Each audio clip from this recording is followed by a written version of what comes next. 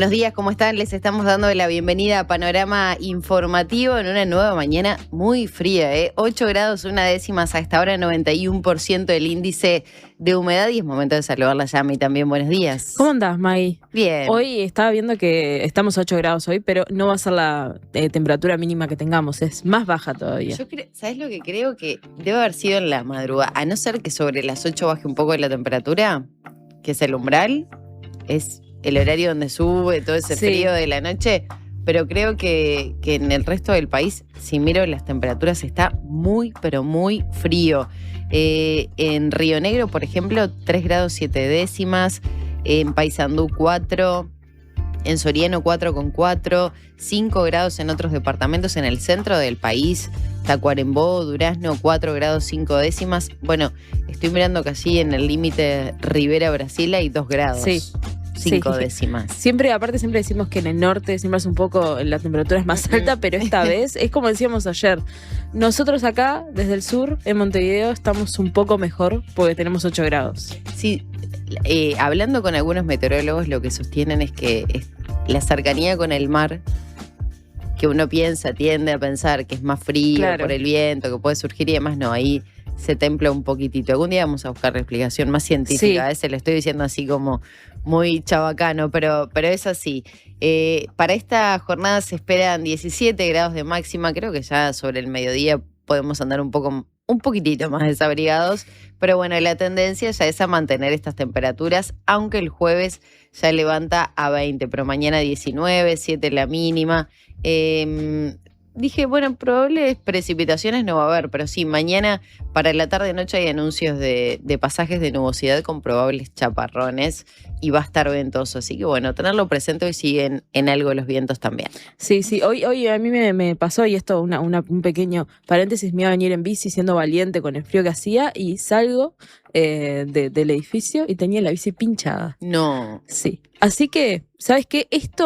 Las cosas malas siempre sirven, Maggie, para transformarse en algo lindo. Así que nos pueden mandar sus mensajes al 099-891-888 para decirnos, bueno, si tuvieron algún percance en esta mañana o en las otras y a ver qué, bueno, poder compartir también estas cosas que a todos nos pasan, ¿no? Si les suena mal el despertador, ese tipo de situaciones. Son cosas normales de la vida. Sí, bueno, si pierden el ómnibus, si no les arrancó el auto. Bueno, todo eso nos pueden contar al 099-891-888. Ya saludamos a todos los amigos que nos están siguiendo vía YouTube y por supuesto en las diferentes sintonías aquí en Montevideo. Ya si querés ya les repasamos la 97.9 FM aquí en Montevideo, pero también hay que saludar a Maldonado y Colonia. Exacto, porque ahí nos pueden escuchar por la 102.5 FM y en Colonia por la 90.9 FM. Bueno, hoy hay muchas noticias para desarrollar. Hay muchas que tienen que ver una con otra, ¿no? Y pienso en esta novedad que surgió en las últimas horas de ayer y que, bueno, sumamente doloroso, ¿no? Estamos hablando de un bebé asesinado en medio de un tiroteo, un bebé de 1 año y medio, allí en la zona de Colón, que nos golpea, ¿no? Y nos vuelve a interpelar a todos en qué sociedad estamos. Pero vamos a hablar primero de lo que dialogaremos tempranito con el diputado nacionalista Sebastián Andújar, porque mañana se va a votar en comisión el proyecto de reducción del monto de las multas. El Partido Nacional, Cabildo y también el Partido Colorado pretenden que se pueda votar con el mayor consenso posible. Pero más tarde vamos a tener a la directora del CIPIAP, Yami. Sí, porque bueno, justo esto, ¿no? Que vos decías, May, de este asesinato de un bebé de 1 año y medio. Justo ayer también se presentó el informe del Sistema Integral de Protección a la Infancia y a la Adolescencia, bueno, que señala que se registraron durante 2025 25 situaciones diarias de violencia hacia niñas, niños y adolescentes, número que representa más de 9.000 casos atendidos durante todo 2025. Sí, 2.000 casos, más de 2.000 casos nuevos además, ¿no? Ya se venía con una tendencia de unos 7.000, se le suman 2.000 más y es una cifra alarmante. Y cuando, por otra parte encadenado a esto, tenemos que hablar de un niño de 1 año y medio, un bebé que va en un auto junto a una persona adulta, se supone de su padre, en un vehículo, aparece una ráfaga de tiros, asesinan a este bebé. cómo el CIPIAP no va a mantener ese estado de alerta, ¿no? Y de preocupación constante, más allá que después se puede decir, bueno, estamos trabajando en prevenir determinadas situaciones, como la violencia vicaria y demás, pero nos tiene que interpelar. Y también Antonio en su columna va a hablar un poco de eso, ¿no? Se ha normalizado esto de hablar de adolescentes asesinados, sí. Luego de niños asesinados, y ahora estamos hablando de bebés nuevamente. Bueno, recuerdo, ayer hablábamos de este frente social que se conformó el sábado de diversas organizaciones sociales para hacer frente, ¿no?, a la violencia hacia infancias y adolescencia. Y una de las cosas que decían, bueno, no naturalicemos esto. Pues esto como que vos decías, May, que bueno, a veces ya es parte de lo que sucede día a día, pero no debemos naturalizarlo. Hay que hacer un ejercicio todos los días de, bueno, no decir, bueno, es un caso más porque no. No, es tremendo. Y bueno, Antonio nos llama un poco a reflexionar en torno a eso, ¿no? Al abordaje de la escalada de violencia que estamos teniendo, que bueno, mucho tiene que ver con lo que antes se denominaban, lo seguimos diciendo muchas veces, ¿no? El ajuste de cuenta, los problemas entre bandas. Bueno, los problemas entre bandas hoy derivan en un tiroteo callejero que ya no es una bala perdida, sino en este caso es directamente atacar a un vehículo sin saber si va el ocupante o con la intención de dañar a un bebé de 1 año y medio, ¿no? Nos tenemos que poner a pensar un poco más en todo esto que está ocurriendo. Y bueno, y Antonio lo va a plantear muy bien, como siempre, en su columna. Así que bueno, nada, simplemente pensar todos un poco lo que estamos atravesando, ¿no? De 7 a 9.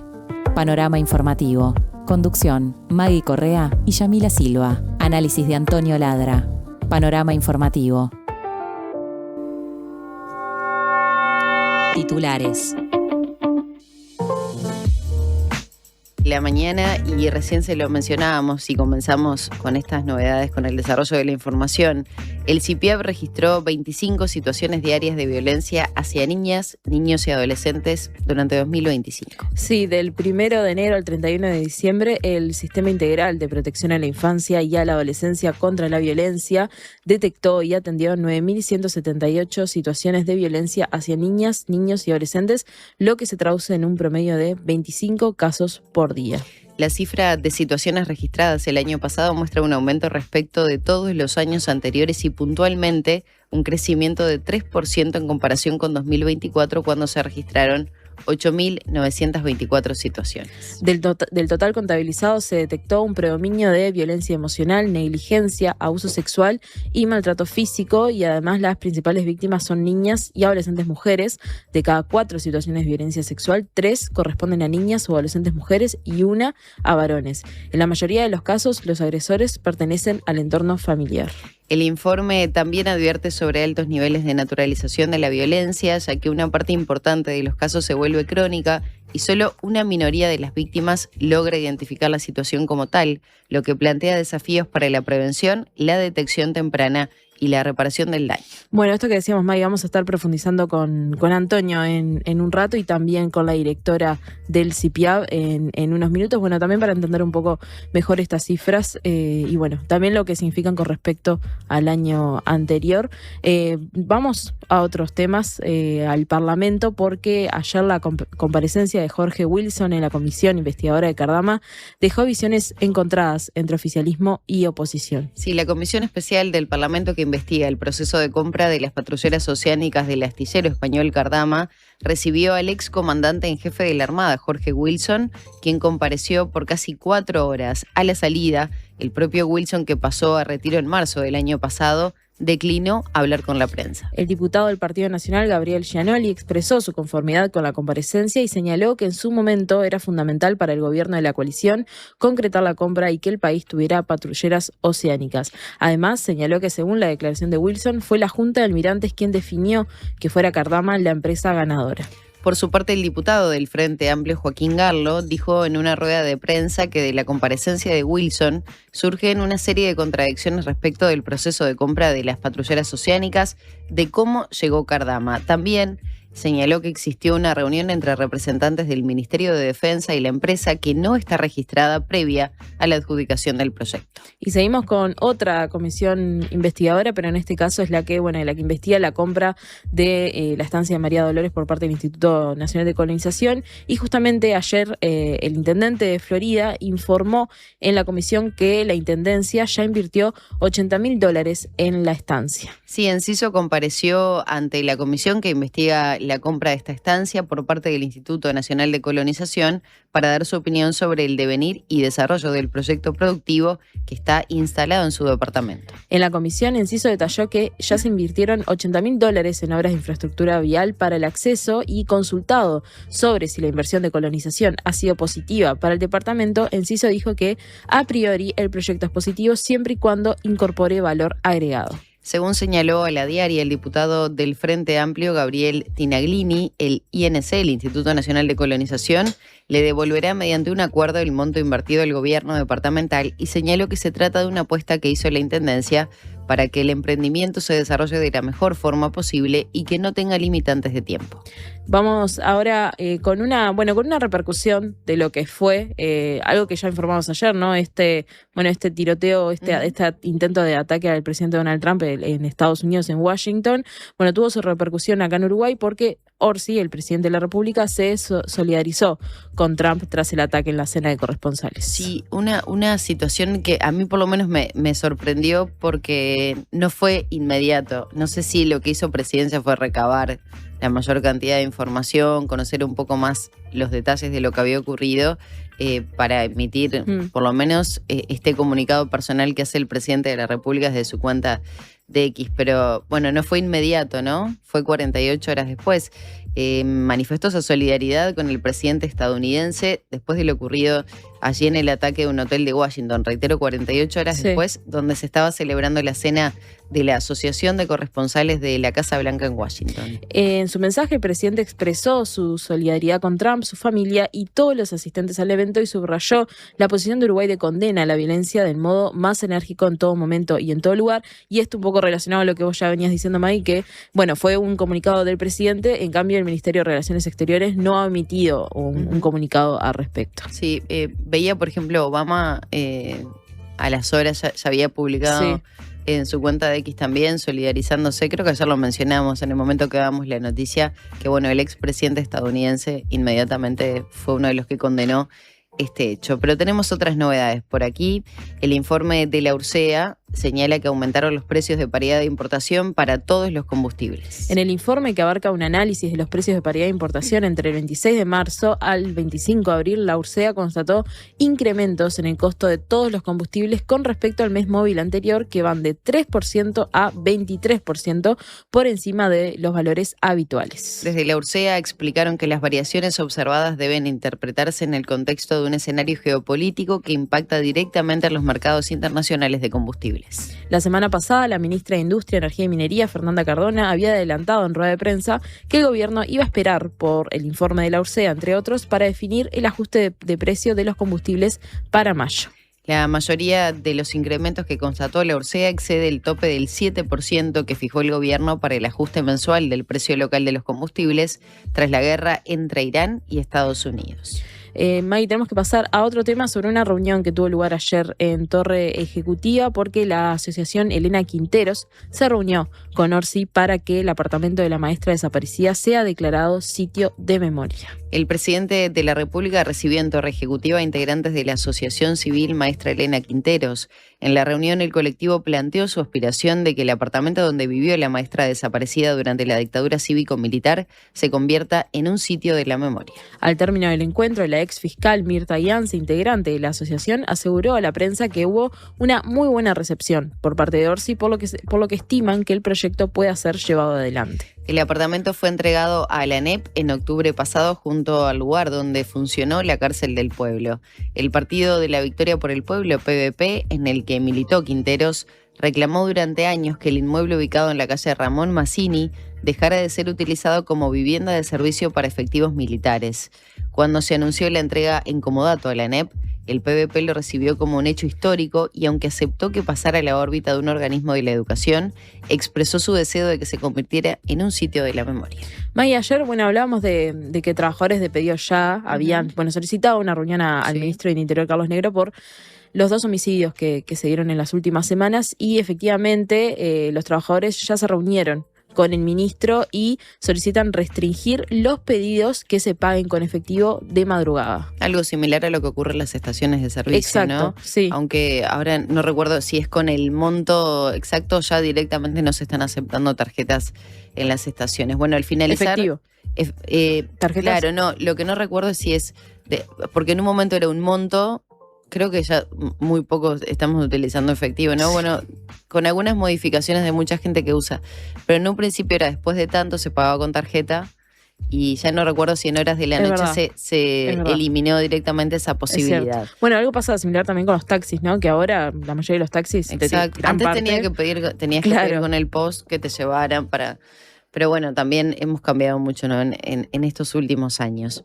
Al finalizar esa reunión de la que señalaba Yami de los trabajadores de Pedido Ya con el ministro Yornel Morales de la Unión de Trabajadores de Pedido Ya, contó que en rueda de prensa que la conversación fue bastante positiva porque se logró construir un canal de comunicación directamente con organismos del Estado para trabajar el tema de la seguridad de los repartidores en general.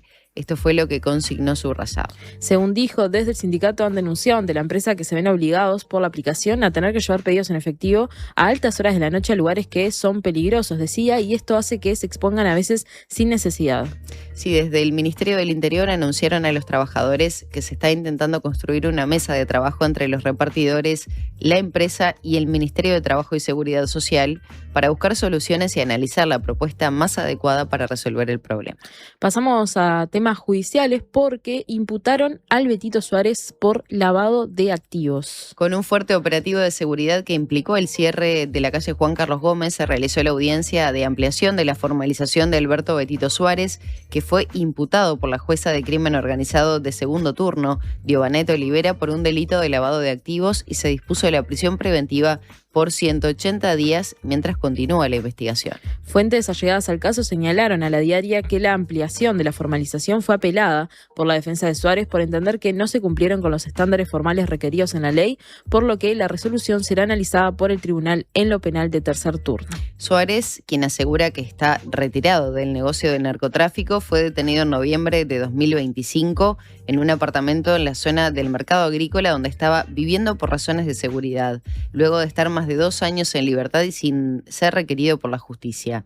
En esa oportunidad a Suárez se le imputó un delito de posesión de estupefacientes. Seguimos con otro tema, en este caso con las prospecciones sísmicas que se realizaron en nuestro país, porque organizaciones apelaron la sentencia que rechazó la detención de prospección sísmica. El abogado Benir Sartú representa a sindicatos pesqueros y organizaciones sociales que reclaman la suspensión de las actividades de prospección sísmica marina de la empresa estadounidense CGG Service en Uruguay. En el escrito de apelación al que accedió La Diaria, la defensa rechaza los fundamentos por los que el 17 de abril la jueza Gabriela Aspirós negó detener la actividad, entre ellos el vencimiento del plazo para presentar la acción de amparo y la posibilidad de utilizar otras vías procesales para ir contra la actividad de prospección sísmica que inició la empresa en marzo de este año. Ahora el tribunal tiene 4 días para definir si detiene la actividad de la empresa petrolera o confirma el fallo de primera instancia. La resolución no podrá ser apelada por las partes, dado que este tipo de proceso no admite recurso ante la Suprema Corte de Justicia. A solicitud de Javier García, el senador del Partido Nacional, la Comisión de Seguridad del Senado va a convocar al ministro del Interior, Carlos Negro, por precursores químicos que partieron desde Uruguay. Sí, la Comisión Especial de Seguridad Pública y Convivencia de la Cámara de Senadores aprobó por unanimidad la convocatoria del ministro del Interior, Carlos Negro, y también al director nacional de aduanas, Joaquín Serra, a raíz de la incautación el mes pasado en Argentina de precursores químicos que salieron desde nuestro país por el puente de Fraiventos rumbo a Bolivia con documentación falsa. También solicitará informes sobre una eventual ruta de precursores en la región que involucra a Uruguay y precisó que los insumos químicos que se incautaron también se utilizan en la producción de cocaína. En diálogo con La Diaria, García dijo que la instancia será el martes 26 de mayo a las 10 de la mañana. Según la publicación oficial que realizaron las autoridades argentinas, el hecho ocurrió a mediados de marzo en el Paso Internacional Aguas Blancas Bermejo de la provincia de Salta. Según la publicación, el personal detuvo la marcha de 2 vehículos con semirremolque que se trasladaban desde la ciudad uruguaya de Frei Ventos hacia Cochabamba, en Bolivia. Bueno, May, hacemos entonces referencia de la última parte antes de la tanda, la noticia que hablábamos hoy al principio, ¿no? De este niño de año y medio que fue asesinado tras un tiroteo en el barrio Colón. La víctima ingresó con una bala a una emergencia médica de la zona de Colón, donde constataron su muerte.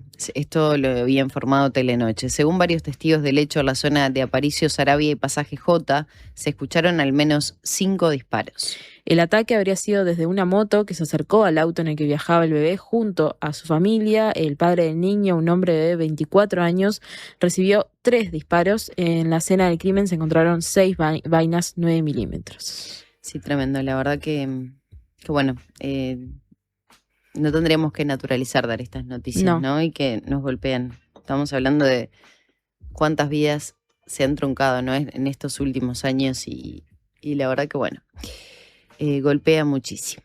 Son las 7 de la mañana con 24 minutos. Hacemos la primera pausa y ya volvemos con toda la información internacional y del deporte.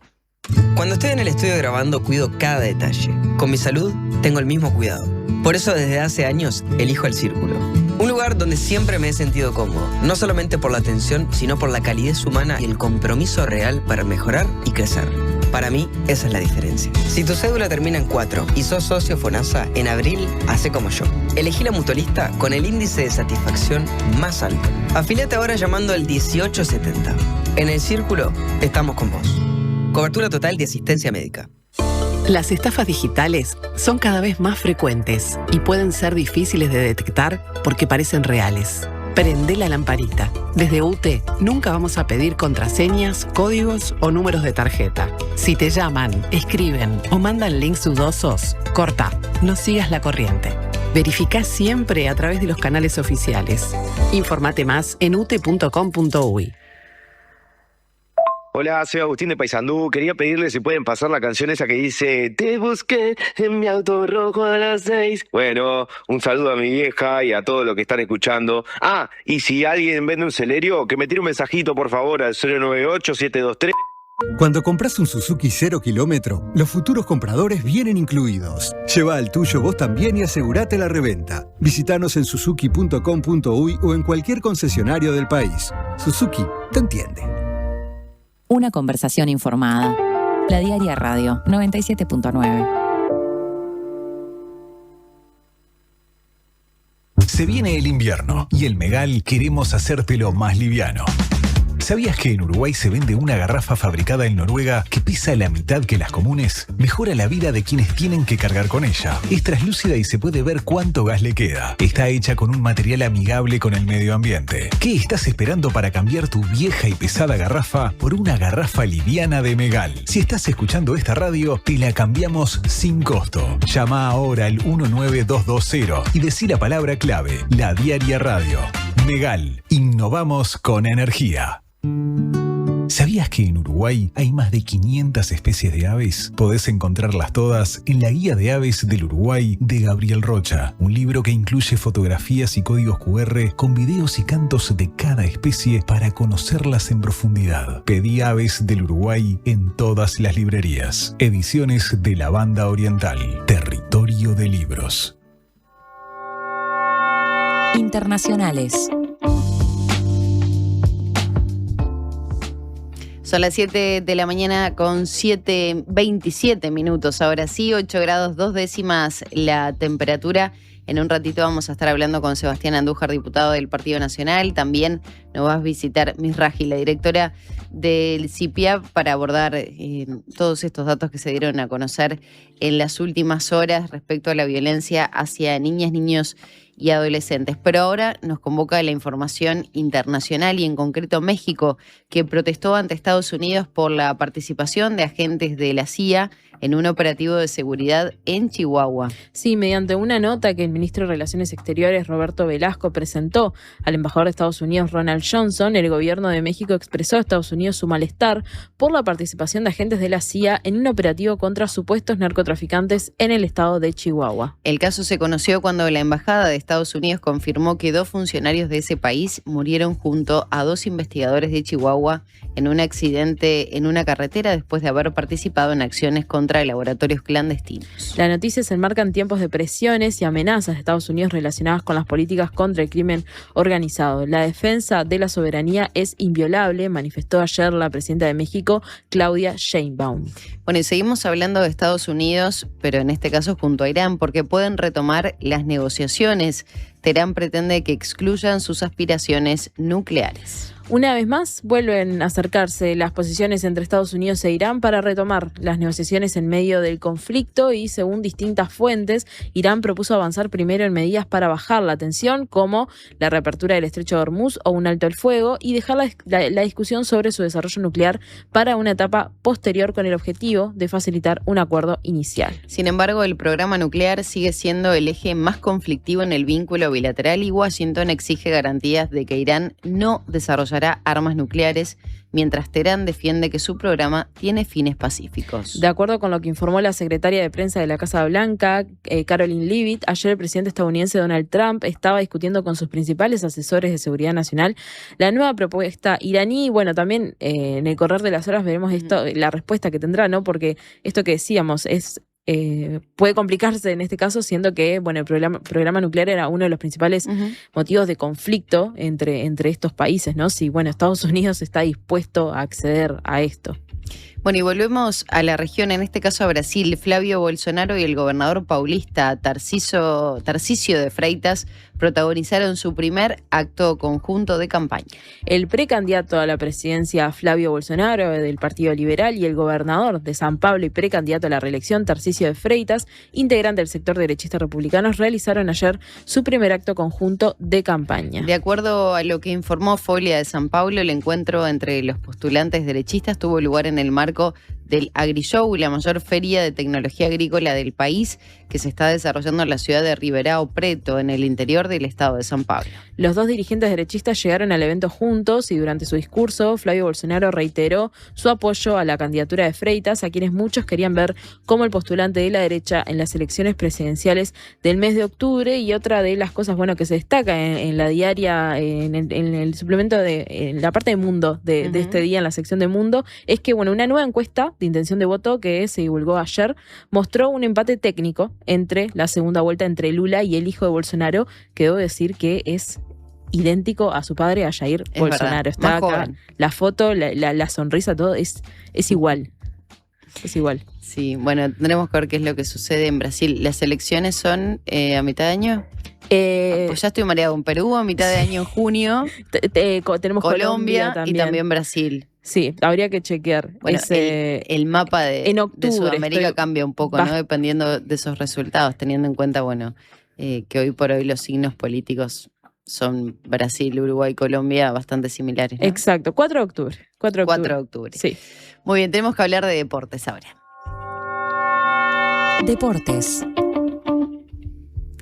7:31 a.m. Boston River abre una nueva semana de copas internacionales para los uruguayos. Hoy por la noche, con el partido de Boston River, comienza a jugarse una nueva instancia en copas internacionales para los equipos uruguayos. El Sastre visitará a O'Higgins de Chile a las 23 horas por la Copa Sudamericana, en un partido donde Boston River necesita sumar algún punto para mejorar su situación en la tabla del grupo. La actividad continuará mañana a 2 frentes. Por un lado, doble presencia uruguaya en la Sudamericana. Juventud recibirá a Puerto Cabello a las 19 aquí en el Estadio Centenario, mientras que Montevideo City Torques jugará a la misma hora ante Deportivo Riestra, pero en Argentina. Y también mañana va a haber Copa Libertadores, porque Nacional visitará a Universitario de Lima a las 23 horas. Y el jueves va a ser el turno de Peñarol, que cerrará la semana copera visitando a Corinthians a las 21 horas por la Libertadores. Con muchísimas bajas Peñarol además, ¿no? Nacional que no juega el diente, pero en Peñarol también muchísimas bajas. Tenemos que hablar del Mundial 2026, que parece que es muy lejano, pero es en un mes y medio aproximadamente. Las figuras que se pierden en el torneo por lesión, de eso tenemos que hablar, ¿no? Sí, está, como vos decías, ¿no, May? El Mundial está cada vez más cerca, empieza el 11 de junio. Bueno, un mes y medio, sí. Estoy bien.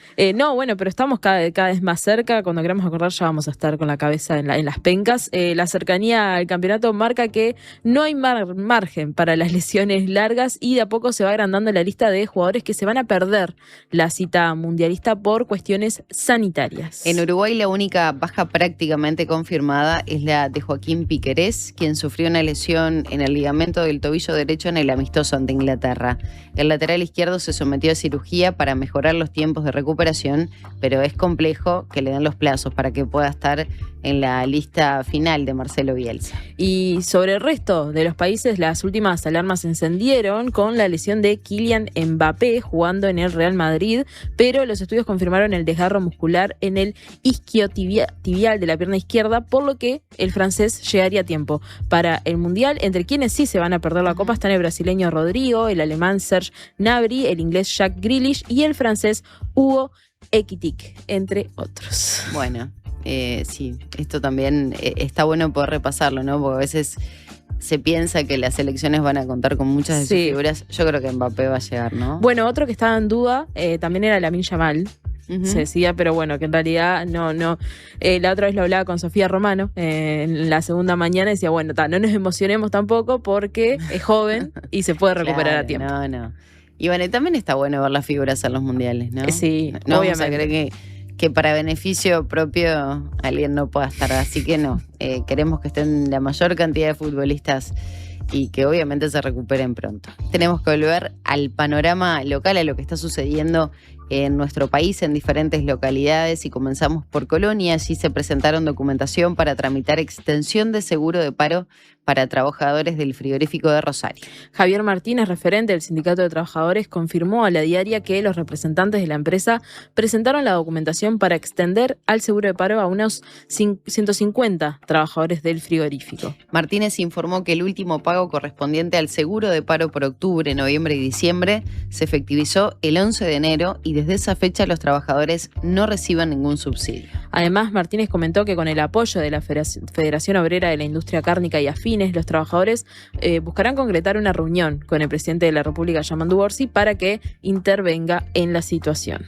Y en Maldonado, funcionarios del Hemocentro reclaman 2.500 horas impagas. Mientras la Unión Gremial Médica de Maldonado emitió un comunicado de respaldo al doctor Jorge Curbelo, quien fue cesado como director técnico del Hemocentro Regional de Maldonado, la Federación de Funcionarios de Salud Pública espera la auditoría que va a realizar la Administración de los Servicios de Salud del Estado sobre la gestión del ex jerarca ante la presunción de que incurrió en diversas irregularidades administrativas. El presidente de la filial departamental de la Federación de Salud Pública, José Luis Fuentes, aseguró a La Diaria que la investigación anunciada en Maldonado por el presidente de ACE, Álvaro Danza, responde a un pedido expreso de Gustavo Gianrey, representante de los trabajadores en el directorio. Entre las irregularidades se destaca que a los funcionarios que trabajan como suplentes en las salidas del Hemobús se les debe 2.500 horas desde octubre pasado, y Fuentes señaló que pese a la deuda con los trabajadores, las autoridades del Hemocentro siguieron contratando suplentes para salir de la región y hasta duplicó las horas. Bueno, son las 7 de la mañana con 36 minutos. Y no quiero dejar de repasar, Yami, que hoy va a haber Consejo de Ministros, una nueva reunión convocada por el presidente de la República, Yamandu Orsi, donde se van a analizar planteos del diálogo social con la oposición a la espera de definiciones, ¿no? Esto va a ocurrir, reitero, a las 10 de la mañana y allí van a estar los resultados. Un ámbito que, recordemos, era una promesa de campaña del Frente Amplio y que finalmente el Ejecutivo llevó a cabo. Por ejemplo, el rol de las AFAP, la reducción de la edad de retiro, también la eliminación de las condicionantes para las asignaciones familiares, la licencia para quienes tienen hijos, el seguro de paro para los profesionales independientes y varios temas que van a estar sobre la mesa en esta nueva reunión que convoca el presidente con todos sus ministros. Esto porque se presentarán los resultados de diálogo social, este ámbito sobre la seguridad social que creó el Poder Ejecutivo para lograr consensos con sindicatos, partidos y organizaciones. Y hay un tema que va a ser polémico y tiene que ver con las contraprestaciones de las asignaciones familiares, que ayer hablamos muchísimo con Pablo Casciani, la postura que tienen representantes del gobierno y sobre todo las discrepancias acérrimas que tienen con la oposición. Sí, de hecho, Rodrigo Arim, director de la OPP, se declaró enemigo acérrimo de las contraprestaciones. Así que, bueno, sí, veremos también qué surge hoy de este Consejo de Ministros. Sí, y sobre todo creo que hay mucho de las posturas filosóficas, sí, pero por otro lado también hay muchas realidades que a veces se desconocen respecto a lo que implica que una persona, ayer escuchaba algunas situaciones puntuales, ¿no? De personas con determinada discapacidad, si tienen autismo severo, si tienen centros educativos cercanos, si pueden trasladarlos hasta allí o no. Bueno, una realidad bastante compleja, ¿no? El traslado de estas personas, cómo se lleva a cabo. Y creo que algo de todo esto también ayer Casciani lo dejó entrever en esta entrevista. Pero bueno, a las 10 de la mañana entonces se va a reunir el Consejo de Ministros con el presidente de la República, Yamandu Orsi. May, ¿te parece que escuchemos cuál es nuestro audio del día? Dale. El audio del día. Fue una reunión bastante positiva, fuimos recibidos por el ministro del Interior y por altos mandos de la Policía Nacional. Es una reunión en la que logramos construir una vía, un canal de comunicación directamente con los organismos del Estado para trabajar en el tema de la seguridad hacia los repartidores en general. La situación de verdad es una situación a la que está expuesto cualquier persona que circule en moto en la ciudad, hablando en términos de seguridad. Y la situación como trabajadores es algo que venimos denunciando desde hace tiempo con la empresa y tratando de tener reuniones con la empresa para buscarle solución. A veces nos vemos obligados por la aplicación a llevar pedidos en efectivo a altas horas de la noche a lugares que son peligrosos y eso de cierta manera hace que nos expongamos a veces sin necesidad. Se nos anunció que se está construyendo una mesa de trabajo, están tratando de construir una mesa de trabajo entre los repartidores, la empresa y el Ministerio del Trabajo para buscar soluciones y la propuesta más adecuada para trabajar. Y uno de los puntos que hemos recogido de la mayoría de los repartidores en la calle es el tema de los pedidos en efectivo, porque el pedido en efectivo es un pedido que cualquier persona que registre en la aplicación como cliente lo puede realizar, a diferencia del pedido con pago de tarjeta de débito o crédito, que la policía en caso de un crimen puede hacerle la trazabilidad. La empresa nos ninguneó cuando hicimos la propuesta para delimitar las zonas rojas y cuando hicimos la propuesta para pausar de cierta forma los pedidos en efectivo a altas horas de la noche. Nosotros como organización y reuniendo evidencias con repartidores que trabajan en zona norte mayormente, propusimos delimitar de cierta forma las zonas rojas, propusimos quizás no eliminar por completo los pedidos en efectivo, pero sí pausarlos después de cierta hora de la noche. Bueno, ahí escuchábamos a Morales, integrante del sindicato, de la Unión de Trabajadores de Pedido Ya, y un poco ya, bueno, hablábamos de esto, ¿no? De este pedido que tienen ellos para que los pedidos que sean en la madrugada se paguen en efectivo, y él hablaba luego de la reunión que mantuvieron con el ministro del Interior, Carlos Negro, y autoridades policiales tras el asesinato de un repartidor en Carrasco Norte, y bueno, él lo que destacaba es la apertura de un canal directo de diálogo con el Estado. También señaló que se acordó la creación de una mesa de trabajo junto a la empresa y el Ministerio de Trabajo para abordar el tema de la inseguridad, y dijo, bueno, que este problema no se limita al sector, sino que alcanza a todos quienes circulan en moto por la ciudad. Él insistió en la necesidad de medidas concretas como delimitar zonas de riesgo y restringir los pedidos en efectivos durante la noche, y también recordó que los trabajadores vienen con estos planteos, estas propuestas desde el año pasado sin obtener respuestas. Mientras tanto, el ministro va a recibir a representantes de la empresa para continuar las negociaciones, y esto también es importante, y lo hemos hablado, bueno, de las exigencias que bueno, para la redundancia, que se exigen desde las plataformas, ¿no? Cómo se maneja el trabajo basado en el algoritmo, o sea que a veces, bueno, es distinto. Sí, cómo se regula en definitiva, exacto, ¿no?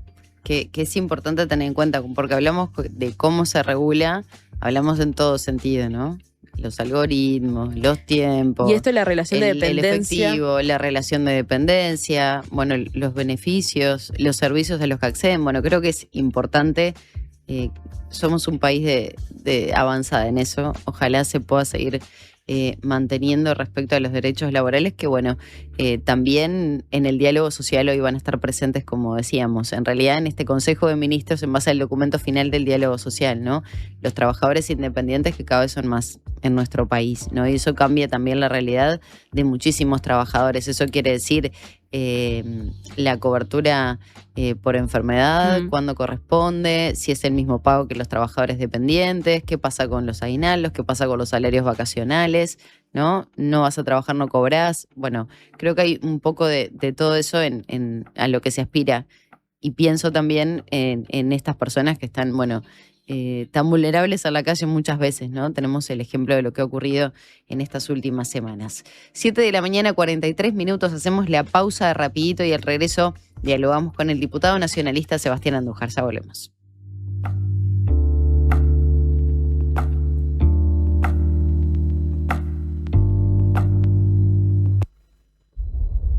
Si cuando pensás en el futuro sentís que tu voz interior deja de hablarte normal y empieza a hablarte de una forma extraña, particular, utilizando un lenguaje excéntrico y un tono exacerbado, mientras escuchan sonidos de efectos especiales y música dramática, es porque te estás haciendo demasiado la película. La mejor forma de prepararte para el futuro es con Ahorro Más Vida de Banco de Seguros del Estado. Consulta con tu asesor de confianza en nuestras oficinas o en bse.com.uy. En Vida BSE podés confiar toda tu vida. Homeopatía Olivencia, idóneos en elaboración de fórmulas homeopáticas y florales. Lográ el bienestar físico y emocional de forma natural. Olivencia te escucha. Comunicate al 099-471074 o visita nuestra web olivencia.com.uy. El Alemán al Auditorio del Sodre. Último disco de Gerardo Dorado, El Alemán. Yo, ¿quién sería? ¿Cuál es la pintura que te esconde? El Alemán. 3 de junio, Auditorio del Sodre. Entradas en Ticantel. Algo cambiará. Edita Montevideo Music Group. Hola. ¿Estás escuchando Diversidad de Opiniones? ¿Estás bien? Estás en la Diaria Radio 97.9. Gracias por escucharme. Muchas gracias por explicarme. Gracias por toda la ayuda. Estas son palabras recientes de nuestros pacientes, pero los agradecidos somos nosotros, porque tu elección nos hace superarnos cada vez más y ser la mutualista con los mejores profesionales del país. En abril, si tu número de cédula termina en 4, vení a un nuevo CASMU. Afiliate en nuestros locales, en la web o a través del 1444. CASMU, estamos para cuidarte. Consulte las condiciones. Cobertura total de asistencia médica. En ANDA lo damos todo y los propietarios nos hacen todo tipo de preguntas. Para alquilar mi propiedad con ANDA, ¿tengo que ser socia? No tiene por qué. ¿Pero puedo serme socia? Puede. ¿Y qué gano? Puede pedir adelantos de alquiler y cobrar varios meses juntos. Taca, taca. Soy propietario. ¿Qué me dan? Poder cobrar en fecha todos los meses. ¿Me sirve? ¿Un cafecito? Bueno.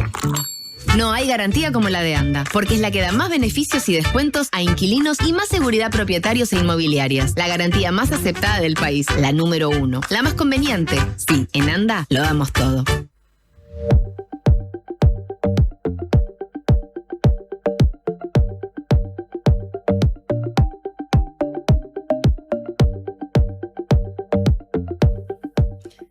Son las 7:46 a.m. Seguimos haciendo panorama informativo aquí en la Diaria Radio y ya estamos en comunicación vía telefónica con el diputado nacionalista Sebastián Andújar. ¿Cómo le va? Buenos días. May, buen día, ¿cómo están? Muy bien, muy bien. Hay actividad importante, ¿no? Se viene esta discusión a nivel de la comisión y que tiene que ver en concreto con el proyecto de reducción del monto de las multas que, bueno, se ha señalado por parte del Partido Nacional, también de Cabildo Abierto y el Partido Colorado, que se pretende votar con el mayor consenso posible. ¿Cómo vienen esas negociaciones, Andújar? Bien, primero, May, permitime un segundo, los quería felicitar por la radio, por el programa, a todo el equipo de la Diaria, que tengan un éxito increíble con esto, ¿no? Con lo que tú me decías de las multas, sí, es un proyecto que está a punto de votarse en comisión, seguramente mañana pueda suceder, en consenso, han participado todos los partidos políticos, hemos aportado muchísimo a la idea original, para poderla modificar y hacerla una ley mejor. Tiene que ver con los montos de las multas porque entendimos que había un exceso escapaban de las posibilidades del uruguayo de poder hacer frente a una multa por como consecuencia de una infracción de tránsito, ¿no? Aceptando el error que uno comete, poder pagar la multa que se le aplica, porque para eso se ponen las multas. Las multas también se ponen para que se puedan enfrentar, y están teniendo aún todavía un alto nivel de morosidad porque el uruguayo no puede hacerse cargo de tales infracciones por los precios que tienen. Es parte de la educación vial también entender que cuando se multa a una persona, a la persona le duela entre comillas, ¿no? Hacerle frente a esa multa que se le pone, para que la educación misma sea una educación completa, porque nada sirve que la persona no la esté pagando. Y ese es el propósito nuestro y en lo que nos venimos poniendo de acuerdo, y que si las cosas están ordenadas mañana se va a poner a votación en la comisión. ¿Va a ser por unanimidad? ¿Ya tienen ese diálogo con el Frente? Sí. El Frente, desde un principio, el Frente no fue firmante del proyecto porque te diría que fue más que nada una cuestión logística. Nosotros cuando manejamos la idea, lo primero que hicimos fue hablar con todos los partidos políticos. En algún caso, por ejemplo, el Partido Colorado lo firmó, porque Conrado Rodríguez es coautor del proyecto también con nosotros, Álvaro Perrone también. Se lo transmitimos al diputado Salle. Él dijo que no tenía inconvenientes, pero como no integraba la comisión no quería firmarlo. Y el Frente Amplio desde un principio también empezó a colaborar con el proyecto, le pareció bien. Han colaborado muchísimo con las visitas de las instituciones que han ido a expresar su posición frente a la comisión, y en todas estas modificaciones que estamos haciendo han participado en todo, así que va a ser un proyecto con alto consenso, a no ser que en algún momento capaz que algún diputado, algún partido no esté de acuerdo, pero hasta ahora no lo ha manifestado, pero creemos que va a salir con el respaldo unánime de toda la Cámara de Representantes. Andújar, hubo algunas modificaciones, ¿no? Algunos cambios al proyecto inicial a partir de algunas recomendaciones del Ministerio. Para pasar en limpio, ¿cuáles son esas principales modificaciones que hacen a la iniciativa de la legislación vigente? Ya se ha hablado mucho del tema, de que se escalonen esas y se baje el monto, ¿no? Que se entendiera excesivo y que se pudiera, como decía usted, poder pagar esas multas. ¿De qué más van estas modificaciones que se implementaron? Bueno, nosotros al principio íbamos por una reducción lisa y llana del 50% de los valores. El Ministerio de Transporte, porque también participó el Ministerio del Interior de esto, pero el de Transporte nos solicita a ver si podíamos escalonar el proceso de pago, que hubiese incentivo para que los pagaran, que fuera el 50% de aquellos que pagaran antes de los 180 días, antes de los 6 meses después de cometida la infracción. Y otro escalonamiento a los 365 días, o sea, al año de haber sido notificado por la infracción de tránsito. Nosotros lo aceptamos, nos parece bien, porque también tenemos que generar esos incentivos para que la gente pueda tener el beneficio por responder rápidamente o a mediano plazo. No nos pareció mal, eso lo llevamos a la modificación del proyecto de ley. Y después tanto todos, el Congreso de Intendentes, el Ministerio de Interior y el Ministerio de Transporte, que son los 3 actores fundamentales, más la UNACED, hablamos mucho sobre lo que hoy existe, que es un gran problema que tiene que ver con la gente que adultera las patentes, patentes adulteradas, o directamente la inexistencia de la patente o de la matrícula colocada en los vehículos, ¿no? Entonces ahí le agregamos un artículo que se está penalizando con la multa máxima a aquellos que adulteran patentes, matrículas de identificación, o no las llevan puestas como corresponde en el vehículo, tanto para todo medio de transporte, desde un camión hasta una moto. Estamos penalizando con la máxima infracción, que son 15 unidades reajustables. Diría que es la misma infracción que tiene hoy conducir bajo los efectos del alcohol o otras sustancias, porque entendemos que se está generando un grave problema con eso, no por evadir los radares, pero sobre todo en motos se está utilizando porque lamentablemente vemos todos los días que las motos están siendo herramienta en el proceso delictivo en nuestro país, ¿no? Entonces, el Ministerio del Interior profundizó mucho en ese aspecto y nosotros el apunte se lo llevamos y también lo estamos introduciendo en este proyecto, y creo que es algo a destacar que me parece muy, muy resaltable. También hay un agregado que es la creación del Fondo de Educación en Seguridad Vial, que va a ser administrado por el Ministerio de Transporte a través de la Dirección Nacional de Vialidad. ¿Cómo va a funcionar? ¿Cuál es el objetivo principal que tiene? ¿Un fin educativo? ¿Fin reeducativo para quienes cometan las infracciones? Mira, ayer justo en una reunión entre todos los partidos, tratando de definir bien los últimos aspectos del proyecto, entendimos que quizás en este momento la creación del fondo como fondo es más de materia presupuestal, sino lo que vamos a hacer con ese artículo es encomendarle al Ministerio de Transporte, en coordinación con el Ministerio de Interior y la UNACEB, en que parte de esa recaudación que tiene como origen la infracción se utilice en campañas de seguridad vial. ¿Y por qué va esto? Es el mismo fin, ¿no? Creándose un fondo, ¿no? Es el mismo fin. Pero ahí hay un tema de tecnicismo legislativo que lo tuvimos que mejorar. ¿En qué va? Que hay una cosa que es clara, ¿no? El problema más grave de todo esto no es pagar la multa o que las multas salgan caras.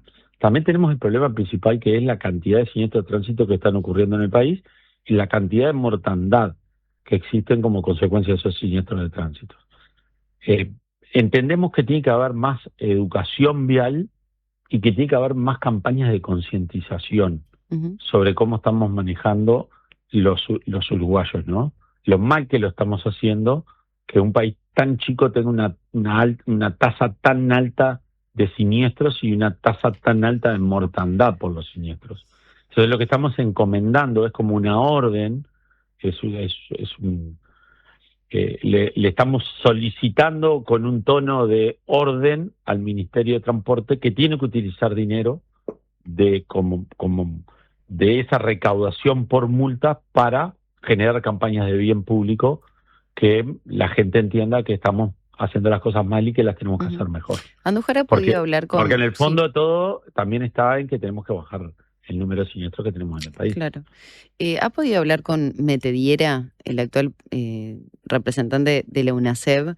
Se lo consulto porque ha sido muy crítico este proyecto y en el día de ayer se lanzó el Mayo Amarillo, que concientiza sobre la siniestralidad vial, este flagelo que tenemos y que recién repasaba usted. Metediera entiende que esta iniciativa pondera el aspecto económico frente a lo social. Más allá de las declaraciones por los medios y tal vez alguna reunión que se pueda haber dado en el Parlamento, ¿ha podido dialogar con él informalmente de los reparos donde están particularmente? Nosotros hablamos, nosotros hablamos con él en el Parlamento, ¿no? Él fue, por supuesto que fue una de las delegaciones que fue a dar su punto de vista sobre el proyecto, porque UNACEB justamente entendemos que si ya no es una institución, es una secretaría dentro de la Presidencia de la República, es quien maneja las cuestiones de seguridad vial y las políticas que nacen desde el gobierno con respecto a esta temática. Pero más allá de eso, creo que ha habido una confrontación dialéctica, sobre todo a través de las redes sociales, que a mí no me cayó bien, en el sentido de que entendí que no es la metodología, pero no fue lo mismo que se ha dicho afuera del Parlamento que lo que se dijo dentro del Parlamento. En el Parlamento, Metediera lo que dijo es que entendía que sí, que era lógico que los precios de las multas eran caros, que a su vez estaban generando una morosidad. Yo creo que en algún momento quizás se molestó porque se sintió que no estaba dentro del cuadro de opinión cuando nosotros presentamos el proyecto, pero los legisladores tienen iniciativa propia y después comienzan el proceso de análisis cuando involucran a todo el resto. Siempre ha sido así el proceso, cuando se hace un proyecto de ley. No es normal, a veces o no siempre se participa al organismo cuando se redacta el proyecto, sino que se participa en la discusión. Y el Parlamento procedió bien. Ellos capaz que tienen otra opinión.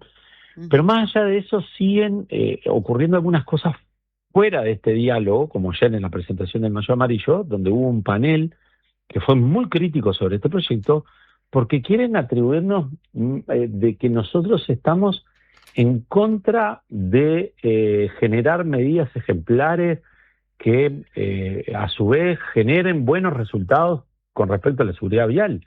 Y no es así. Nosotros no estamos en contra de la fiscalización, al contrario, entendemos que tiene que haber más radares, más controles, mucho más fiscalización.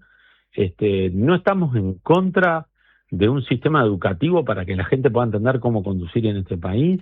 Estamos lejos de todos esos tipos de apreciación y mucho más de lo que son las faltas graves. Nosotros, Maggie, en este proyecto no tocamos las faltas graves. No tocamos. Es más, agregamos una como grave, que es la adulteración de las matrículas.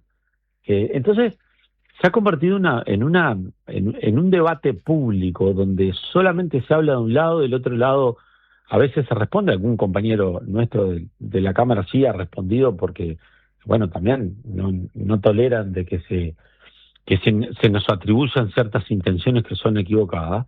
Y a mí me llama la atención la actitud que ha tenido en ese sentido la UNACEP. No solo Metediera, sino la UNACEP en todo su conjunto. Me llama mucho la atención. Con Marcelo tenemos una excelente relación y hemos hablado, y lo que él dijo en el Parlamento es que él estaba de acuerdo, que él entendía que los precios eran caros, y hasta nos pidió a ver si nosotros podíamos generar un artículo donde él pudiese beneficiarse desde el punto de vista económico de las recaudaciones de las multas. Porque eso es lo que nos pidió. Dos cosas quiero preguntarle en base a lo que acaba de señalar. ¿Por qué cree entonces que Metediera cuestiona o plantea reparos públicamente y en los medios? Y por otro lado, ¿por qué en definitiva, si la UNACEP es la encargada de alguna manera de llevar adelante políticas de este tipo, de concientización de bien público también, más allá de las otras facultades que tiene, lo está haciendo el Ministerio de Transporte o va al Ministerio de Transporte ese dinero, ese 10% del fondo? A ver, lo primero, yo creo que hay ahí, a veces yo con mucho respeto, ¿no? Quizás por no haberse sentido parte de la iniciativa generó alguna ofensa personal y eso también generó reacciones públicas. Los legisladores están para legislar y este tipo de soluciones que se presentan bajo proyectos de ley. La competencia la tiene el Parlamento. Y eso hay que dejarlo claro. Entendemos que quien pueda aplicar una política pública puede ser una secretaría, un ministerio, una institución, cualquiera que pertenezca al Estado, pero la legislación la hace el Parlamento y esto le corresponde al Parlamento. Entonces, capaz que hubo alguna ofensa, como decir, bueno, no me siento parte, no me consultaron, no lo hicimos juntos. Todas esas cuestiones siempre que existen, que son de carácter particular. La segunda parte, bueno, el Ministerio de Transporte de Obras Públicas es quien fiscaliza, ¿no? Las rutas son propiedad, para que la gente lo entienda, son propiedad del Ministerio de Transporte de Obras Públicas, las rutas nacionales. Quien tiene las competencias sobre las rutas nacionales es el Ministerio de Obras Públicas. Es el ministerio, la institución que no solamente se encarga de que estén en buen estado, sino que está a cargo de la circulación sobre las mismas. Es la que controla el tránsito pesado, controla el transporte de pasajeros. Es el ministerio quien tiene la potestad y tiene su propia autonomía sobre lo que pasa sobre las rutas nacionales. O sea, no somos nosotros los que decimos, bueno, el ministerio se va a llevar el dinero. El dinero es del ministerio porque es quien es dueño de las rutas, para que la gente lo entienda, ¿no? Capaz que no es la mejor expresión, pero es quien es dueño de las rutas. Es el Ministerio de Transporte. No, está bien, yo hablaba de las campañas de bien público. ¿El qué? Perdón. Que las campañas de bien público generalmente las lleva adelante UNACEP, ¿no? Bueno, pero eso porque UNACEP se dedica a eso. Por eso mismo UNACEP no se dedica a poner multas, pero UNACEP tiene presidencia, tiene su propio presupuesto, porque UNACEP pertenece a presidencia tiene su presupuesto y tiene su dinero, y dentro de sus objetivos y dentro de sus competencias está las políticas de seguridad vial y tienen que hacer las campañas con el presupuesto que tienen. Es más, UNACEP está hoy en un lugar de privilegio, porque estar en Presidencia de la República te genera privilegio que tú puedes acceder a las campañas de bien público, que están dictaminadas por ley y que te permiten hacer publicidad a través de los medios a un costo ínfimo que otros organismos no tienen esa posibilidad. O sea, acá lo que no tiene que haber es celos entre una institución y otra. El Ministerio de la Pública es quien maneja las rutas nacionales, es quien tiene que llevar la recaudación, y el Ministerio del Interior, no hay que olvidarse, la policía caminera, la policía de tránsito de nuestro país, es quien cuida la seguridad de las rutas y es quien también ha tenido la potestad de fiscalizar infracciones de tránsito a lo largo de la historia. Ellos también tienen sus propios radares, tienen sus propios dispositivos de fiscalización y también tienen el derecho a cobrar ese tipo de multas. UNACEP no fiscaliza. Sí podemos discutir después si UNACEP necesita más dinero, pero eso ya es una discusión presupuestal, una discusión de una rendición de cuentas. Bueno, nosotros hacernos responsables y decir, bueno, sí, UNACEP necesita más dinero, encontrémosle de dónde sacar para que pueda llevar adelante mejor y lograr sus propios objetivos para que la seguridad vial de nuestro país sea mejor. Andújar, pero hasta ahora no podemos tocar nada. Quiero aprovechar a hacerle algunas preguntas vinculadas a Canelones y al gobierno también. ¿Cómo viene siendo la coordinación? Quiero saber si hay un diálogo fluido entre dirigentes de Canelones y el gobierno departamental. En concreto hablo del Partido Nacional, por supuesto. ¿Se está dialogando algún tema concreto en esta oportunidad por estos meses? Sí, la verdad que la relación no es solo personal, sino desde el punto de vista político es muy buena. Leniani ha generado una apertura bien recibida por la oposición. Hay una coordinación, tenemos un diálogo muy fluido, diría que hasta novedoso en cómo lo veníamos manejando antes, que también en cierta medida lo había. ¿Es mejor con Leniani que con Orsi? ¿O más cercano? Es distinto, no es que sea mejor o peor, es distinto. Bien. Creo que se empezó, en el caso, si volvemos 5 años atrás, 10 años atrás, en el caso con Orsi, era un diálogo, pero quizás no era institucionalizado, era más de líderes políticos o responsables de sectores políticos dentro de la oposición que tenían un diálogo fluido, como en el caso mío desde el punto de vista particular. Con el caso con Leniani ha sido más institucionalizado, ¿no? Tenemos representantes de la oposición ejerciendo función de controlador en todo lo que tiene que ver descentralización. Eso es novedoso, lo tomamos muy bien y lo llevamos adelante. Hay un representante del Partido Colorado, 2 representantes del Partido Nacional que forman parte del equipo de descentralización del gobierno.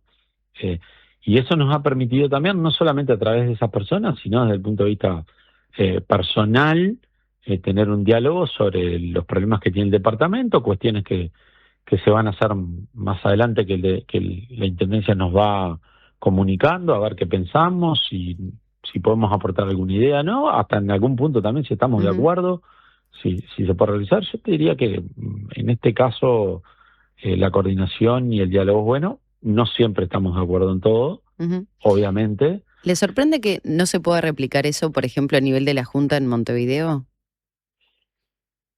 Bueno, yo creo, sería muy atrevido hablar de Montevideo, porque cuando hablamos de temas departamentales, cada uno con su chacra, pero yo creo que hay cosas que vienen cambiando, sobre todo en los ediles en Montevideo, que hay como ganas o hay alguna intención en algún caso de querer entender de que hay reformas que no se pueden demorar y que hay que dejar a veces de lado las cuestiones políticas porque la gente no puede esperar por las cuestiones políticas.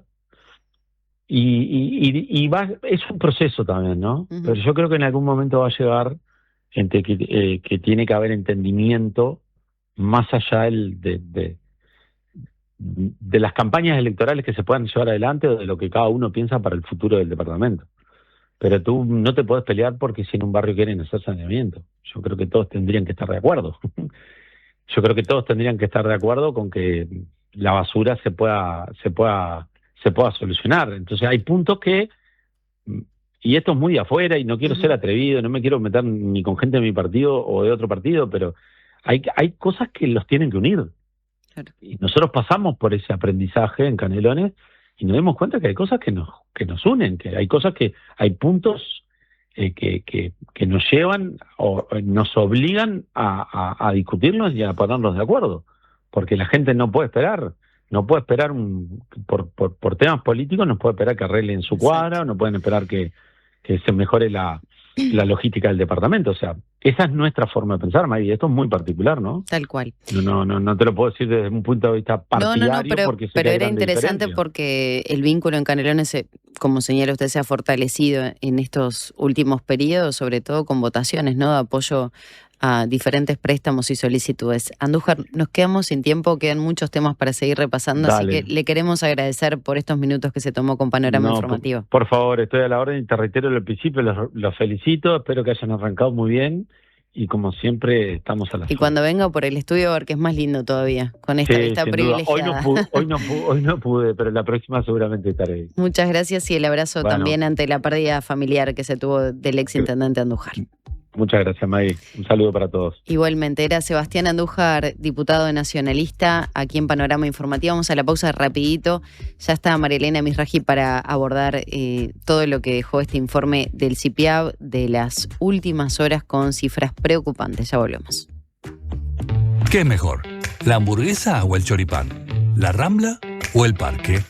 Nosotros no sabemos. Lo que sí sabemos es que para cobrar tu sueldo, mejor en tu banco. Es mejor porque abrís tu cuenta 100% online y porque tenés la nueva tarjeta internacional Bro Recompensa Mastercard Débito. También es mejor porque tenés adelanto de sueldo sin intereses. Y es mejor porque tenés la seguridad y confianza de siempre en el banco de siempre. Abrí tu cuenta sueldo a través de eBrow. Te lo repito, tu sueldo mejor en tu banco. Banco República, nuestro banco país. Infórmese sobre la garantía de depósitos en su institución de intermediación financiera o en www.copap.org.uy o vía infocopap@copap.org.uy. ¿Cómo es estudiar en la UCU? Es ser parte de la propuesta universitaria más innovadora y actualizada del país, que te impulsa a desarrollar tus talentos, construyendo el futuro de una comunidad, de muchas generaciones, de un país. Esta es nuestra universidad, la UCU, el futuro que está en vos y en nosotros. Prevení dolores cervicales y de espalda. Ajustá la altura de la pantalla. Elegí sillas con buena sujeción lumbar. Prevení. Preasociate a la Española. 1920-1234 o preasociate.com. La Diaria Radio 97.9. ¿Usted sabe por qué nos siguen eligiendo? Porque somos credibilidad, confianza, contención y compañía calificada. Porque además le brindamos a los socios más de 20 talleres multitemáticos en la Fundación SECOM destinados a promover la calidad de vida y muchos beneficios más. Porque estamos para usted las 24 horas, los 365 días del año. SECOM, primer servicio de compañía de Uruguay y del mundo. En Antel, el futuro lo hacemos junto a quienes impulsan el país. Por eso, acompañamos a las empresas con soluciones seguras en nuestro data center. Y también junto a quienes cuidan el planeta. Por eso, trabajamos en la recolección de residuos electrónicos. Porque el futuro se hace juntos. Antel, el futuro lo creamos juntos.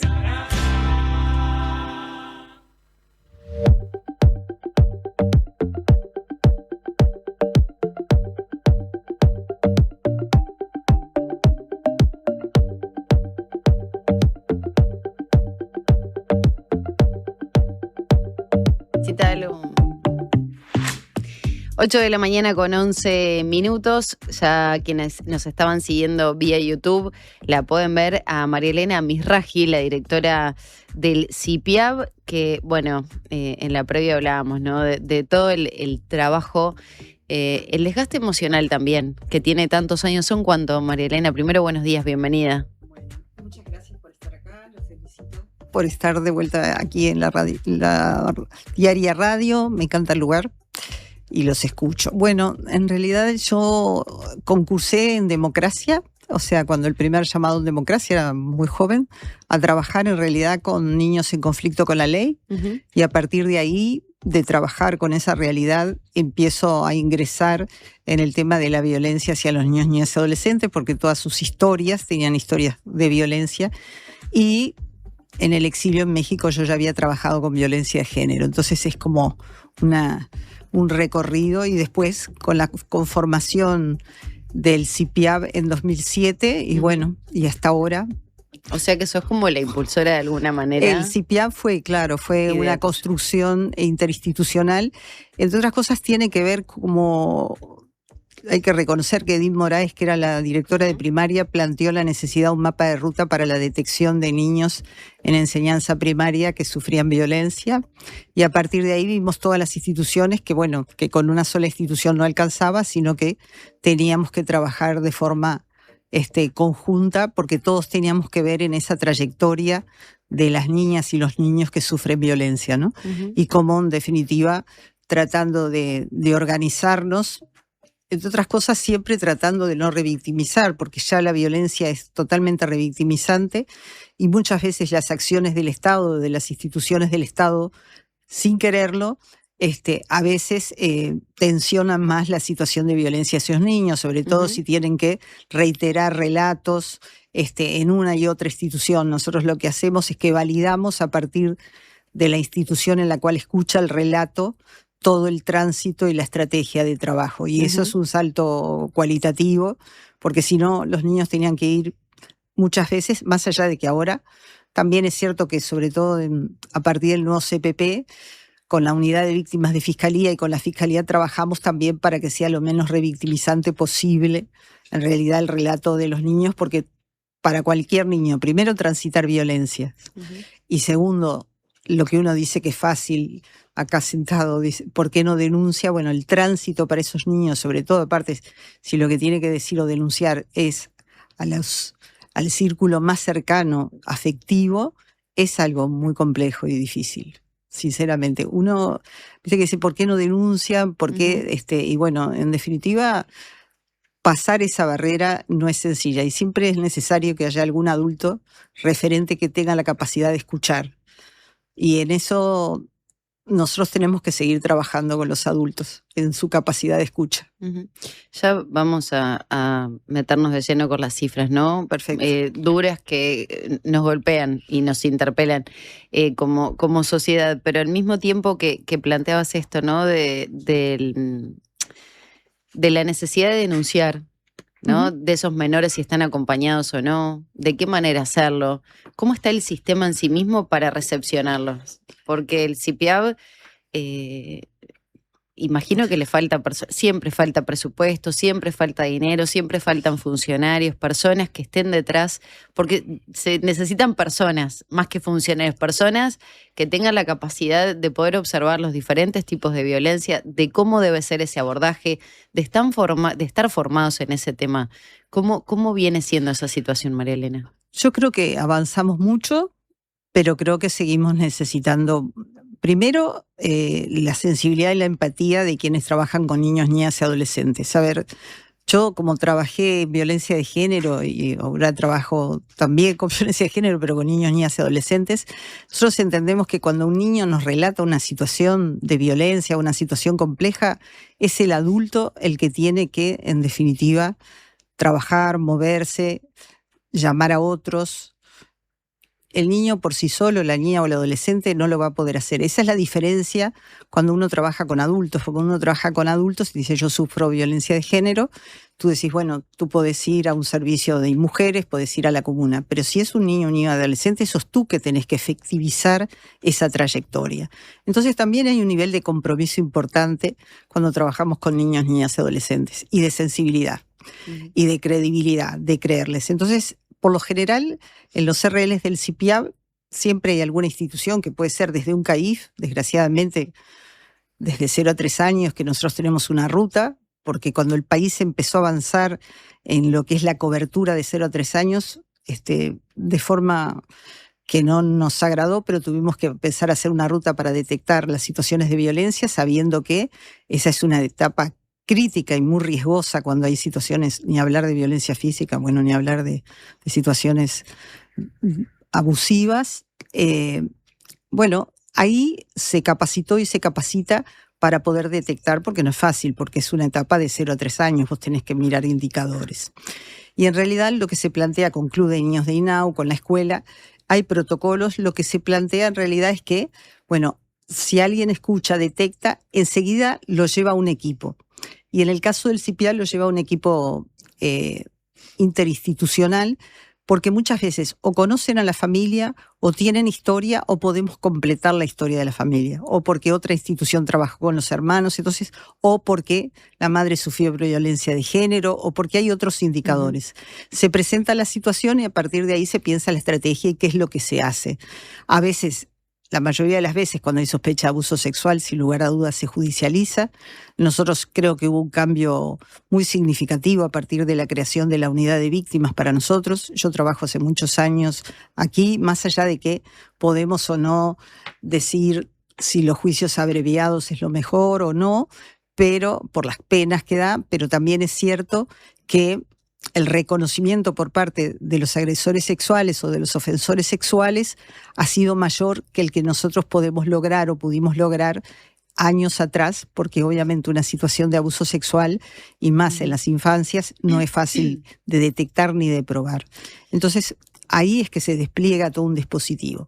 Tenemos carencias de recursos, como tú me planteabas, sobre todo hay en algunos departamentos donde tenemos una deficiencia de técnicos, entre otras cosas porque cada vez habita menos gente en algunos lugares, entonces de repente para un departamento tenemos psiquiatra infantil, es difícil, pero tenemos un psicólogo, 2 psicólogos, con ellos tratamos de trabajar y sobre todo tratamos de unir en realidad con los organismos del Estado y también con las organizaciones no gubernamentales que tienen convenio con el Estado, por lo general trabajan en convenios con el Estado, en particular con INAU, de armar las estrategias y dar garantías y protección y cesar la violencia y la detección.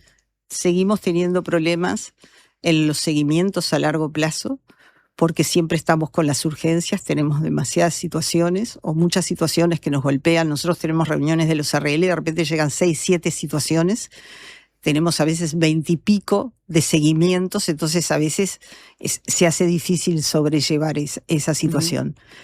Sí necesitamos y también necesitamos como país estos organismos interinstitucionales, dotarlos de estructura y te diría a veces también de financiamiento propio.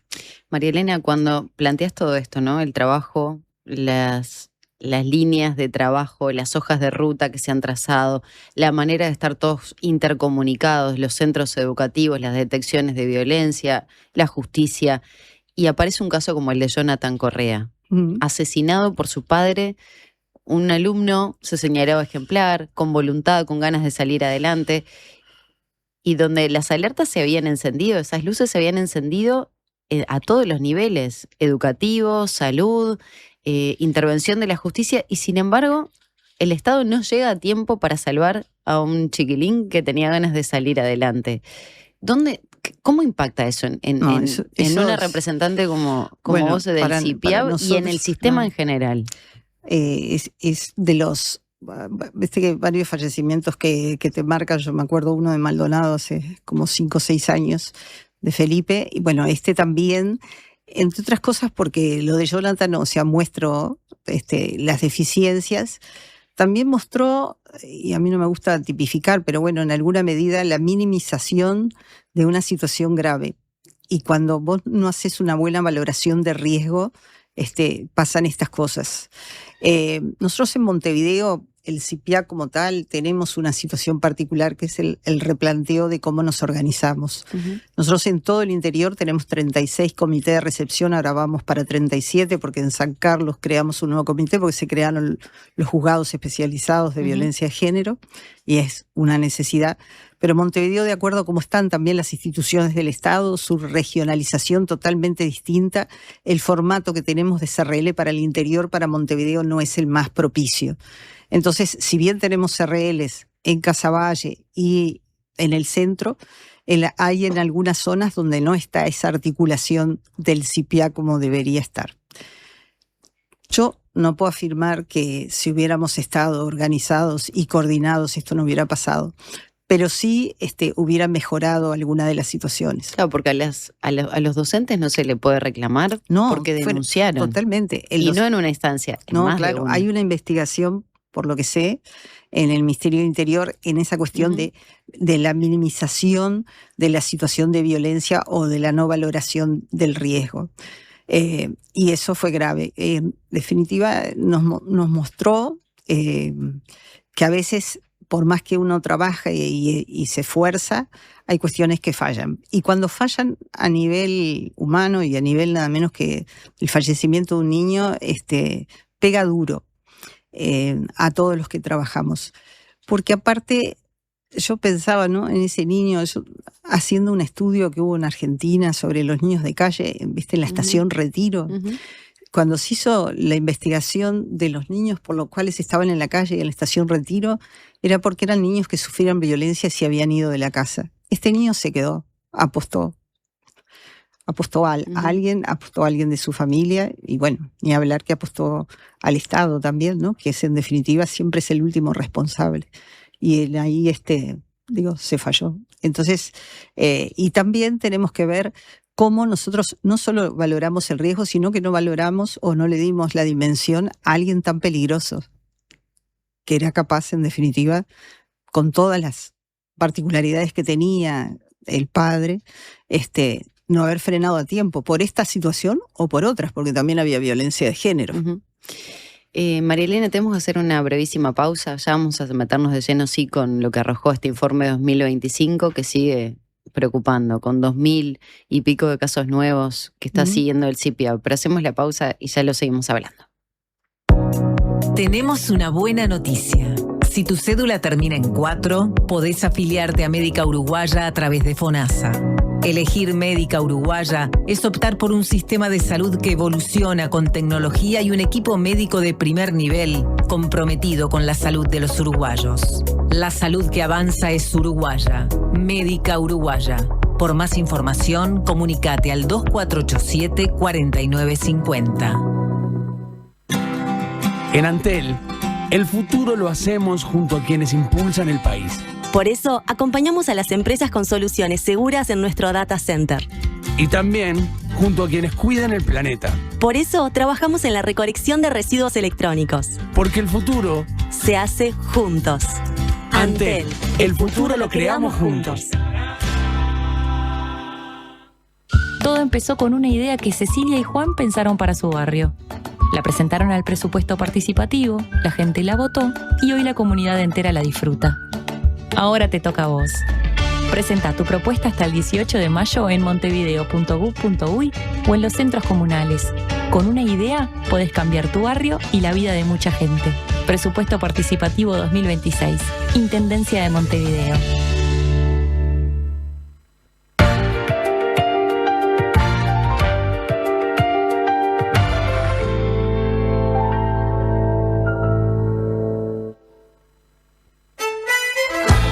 Hay canciones que no se escuchan, suenan dentro. Nacho Vegas vuelve a Montevideo, una de las voces más respetadas de la canción en español. Regresa para presentar su nuevo disco, Vidas Semipreciosas. 5 de mayo, Montevideo Music Box. Entradas en Red Tickets. Produce Factory. ¿Usted sabe por qué nos siguen eligiendo? Porque somos credibilidad, confianza, contención y compañía calificada. Porque además le brindamos a los socios más de 20 talleres multitemáticos en la Fundación SECOM destinados a promover la calidad de vida y muchos beneficios más. Porque estamos para usted las 24 horas, los 365 días del año. SECOM, primer servicio de compañía de Uruguay y del mundo.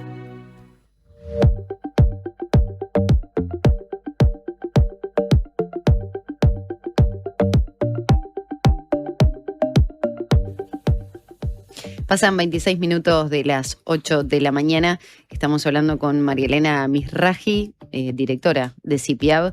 En las últimas horas se presentó este informe que evalúa lo sucedido durante el año 2025.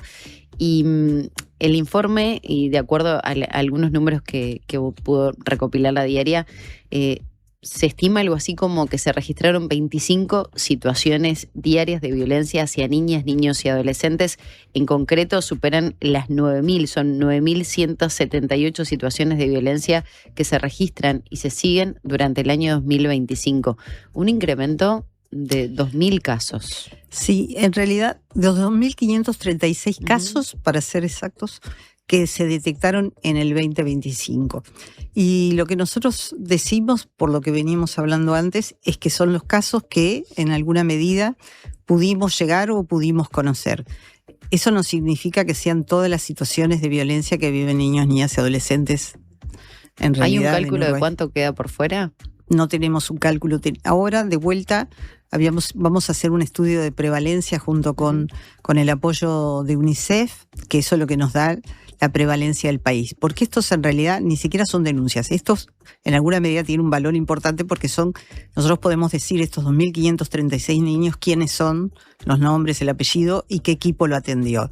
Entonces, eso, si bien con respecto al 2024 no es un crecimiento, ya habíamos tenido 2.501 en el 2024, nos sigue hablando, bueno, de un tema que es persistente en la sociedad. Creo que estamos en un mundo muy violento. Todo tiene que ver con todo, en realidad. Y en la sociedad uruguaya también la resolución de los conflictos está siendo muy violenta. Y también los niños, niñas y adolescentes en la sociedad uruguaya, siempre, antes se le decía los menores, ¿no? Siempre están desde el lugar de la pérdida o de lo que en relación a los adultos hay ahí un tema de poder, como hay también en la violencia de género, donde en definitiva las familias piensan que con sus niños, niñas y adolescentes pueden hacer lo que quieren y siempre tienen una cuestión como bastante ambivalente con respecto a, bueno, estos son mis hijos, yo hago lo que quiero, pero cuando hay un problema siempre quieren que el Estado esté para resolverlo. Entonces hay una cuestión ambivalente de cómo abrimos o no abrimos las puertas de la realidad en las familias uruguayas. Nosotros, bueno, sentimos que otra vez, obviamente que la escuela primaria de 6 a 12 años fueron el mayor porcentaje de niños, niñas detectados, y también tuvimos, y creo que eso hemos mejorado desde hace ya 2 o 3 años, de 13 a 17 años. ¿Y por qué nos importa esto? Primero nos importa porque creemos que es una generación de 13 a 17 años que empezó a tomar conciencia de que no se los puede abusar y no se los puede lastimar. Y pudieron empezar a decirlo. Eso es importante. Y aparte, en centros educativos, en centros educativos también, los núcleos, eso pasa también con las mujeres adultas, los núcleos de jóvenes, de adolescentes o preadolescentes que se juntan, que hablan, que también ven que en el mundo hay un movimiento feminista que también apoya, pero también varones, ¿no? Porque nosotros también tenemos situaciones de abuso en varones. Entonces, bueno, creo que ahí hay una etapa de la vida donde se empezó a tomar conciencia de que el no es no y que hay no en todos los casos, pero que no nos pueden. Pero aparte, también tenemos que pensar que la mayoría de esas situaciones es donde se nos concentra, sobre todo se feminiza, digamos, la violencia que tiene que ver con las adolescentes y preadolescentes en el abuso sexual. Eso se mantiene, es una tendencia que se sigue manteniendo. Con una franja etaria bien marcada. Sí, de 13 a 17 sigue siendo esa. 13 a 17, 18 años. Nosotros trabajamos hasta 18 años, pero eso es como lo más marcado. También tenemos, obviamente, situaciones de abuso en las infancias, de 6 a 12 años, pero hay una marcada presencia en la preadolescencia y la adolescencia. María Elena, ¿hay alguna sorpresa? Repasando un poco los datos, sorprendía que, por ejemplo, por primera vez las madres son las principales agresoras en materia de porcentaje, ¿no? Y resulta cruel decirlo así, pero es la realidad. Eso hay una tendencia, no sé, pienso, por ejemplo, que marque que hay más mujeres jefas de hogar, y eso se traduce en estas cifras que se pasan para el otro lado también. Ahí tiene que ver con un tema que me parece que también es de trabajar en los equipos. En realidad las mujeres suben, nosotros tenemos categorías, ¿no? Y tienen que ver con los sistemas de información: abuso sexual, maltrato emocional, maltrato físico y negligencia. Y el tema de las jefaturas femeninas sube el tema del maltrato, y por eso las mujeres aparecen más en negligencia, no en otras formas de violencia. Bien. Y ahí, como negligencia, también nos tenemos que preguntar como Estado y como sociedad. Nosotros estamos hablando de hogares muy vulnerables, por lo general con mujeres jefas de hogar, con muchos hijos, Entonces, si bien nosotros cuando hablamos de negligencia estamos hablando de, en realidad, núcleos familiares que pueden en alguna medida cubrir las necesidades básicas de sus hijos, llevarlos al colegio, al liceo, cubrir los temas de salud, el alimento, pero bueno, cuando en definitiva son sectores vulnerables, le estamos exigiendo que puedan cumplir con cuestiones que en realidad la responsabilidad no siempre es de ellos, sino es del Estado de poder cubrir las necesidades básicas de esos núcleos familiares para que no haya negligencia. Entonces ahí tenemos que sopesar y tendremos que tener un estudio mayor de a qué negligencia nos estamos refiriendo, y a mí también a veces me preocupa de buena manera, y eso hay que trabajarlo con los equipos, que miramos cuando miramos a una familia, ¿verdad? ¿Qué es lo que estamos observando? Y en definitiva, ¿dónde estamos poniendo las responsabilidades? Porque, por ejemplo, nosotros eso lo tenemos casi probado cuando hablamos de deserción, por ejemplo, sobre todo en enseñanza media. Nosotros tenemos que familias donde las madres tienen que salir a trabajar, las hijas, o también los varones, pero sobre todo las hijas adolescentes o preadolescentes, son las que abandonan el sistema educativo porque en definitiva se tienen que quedar a cuidar a sus niños. Y ahí también tenemos, que tiene que ver con los varones y las masculinidades, dónde están esos padres y dónde es la responsabilidad de los papás de estos niños, niñas y adolescentes que a veces por diferentes motivos se separan, lo cual es parte del derecho de cada uno, pero el derecho no es, en definitiva, no saber nada o no apoyar en la crianza de esos niños o adolescentes. Entonces, ahí tenemos que barajar, y yo creo que la tendencia de que sean más las madres es porque, si tú ves los cuadros de las distintas violencias, es sobre negligencia. Y nosotros nos tenemos que cuestionar como Estado qué es la negligencia. Pienso, por ejemplo, en las madres jefas de hogar que tienen que salir a trabajar, por ejemplo, y una situación, un accidente doméstico, una inasistencia a un centro educativo. Eso es conceptuado como negligencia. Por supuesto. Y eso es uno de los temas a trabajar. Pero también a trabajar desde el punto de vista de la propia visión de los equipos, ¿no? De cómo podemos ir más allá del análisis. ¿Por qué nos interesa ir más allá del análisis? Nos interesa porque nosotros a partir de ese análisis damos respuestas. Entonces, ¿a dónde vamos a poner el acento? A nosotros, nos ha pasado que decimos, bueno, acá hay negligencia, y ya hace tiempo de esto, pero esa pasó, en un centro educativo los niños iban muy sucios. Entonces, en alguna medida, bueno, había como una negligencia que los niños no llegaban. Pero ese dato ya automáticamente pasa a ser negligente. Exacto. Bien. Cuando llegamos, en realidad, aparte de decirle a la madre que los niños tenían que higienizarse, teníamos que saber que no tenían agua. Entonces, ¿de quién es la responsabilidad? Entonces ahí también lo del trabajo y la formación de los equipos termina siendo del Estado, ¿no? Totalmente. Sí, por lo general, en estos casos, la base material, cuando nosotros decimos que la violencia es parte, en realidad, del abuso de poder de los más fuertes hacia los más débiles, y que en definitiva los sectores más débiles son los niños, las mujeres, ni hablar, el racismo, las etnias, la diversidad sexual, pero sobre todo los más pobres. Los más pobres son los más vulnerables. ¿Por qué? Porque las condiciones materiales, en definitiva, están dadas como para generar situaciones de conflicto y no poder, en definitiva, avanzar en la protección de derechos de esa familia o de esos niños, niñas y adolescentes. Y es por eso. Entonces, para nosotros, lo del cuestionamiento de negligencia tiene que ver con, en definitiva, cómo pensamos las políticas públicas, que las políticas públicas hacia violencia no solo tienen que pensarse con mandar un equipo a trabajar específicamente la violencia, sino que tiene que haber una batería de políticas públicas que abarque vivienda, que abarque determinadas mejoras, ingresos, trabajos dignos, con salarios dignos. Nosotros, cuando trabajamos con esos sectores, eso también es parte de esta violencia estructural que tenemos que superar. ¿Las personas agresoras continúan siendo quienes pertenecen al núcleo familiar de estos chiquilines? Totalmente. Sí, es el núcleo familiar directo, padre, en el caso de, bueno, ni hablar de las situaciones de abuso sexual, es padre o pareja de la madre, eso es así. Y cuando dice otros, que el expediente, el informe dice otros, también son como vecinos o cercanos. ahí también tenemos que ver que nosotros hablamos de violencias sexuales y en esos casos también están las situaciones de explotación sexual. Entonces ahí tú tenés determinados perfiles que captan niñas que en definitiva no son familiares directos, pero siempre hay, nada menos que en la explotación sexual de niñas, adolescentes y varones, la transacción económica, ¿no?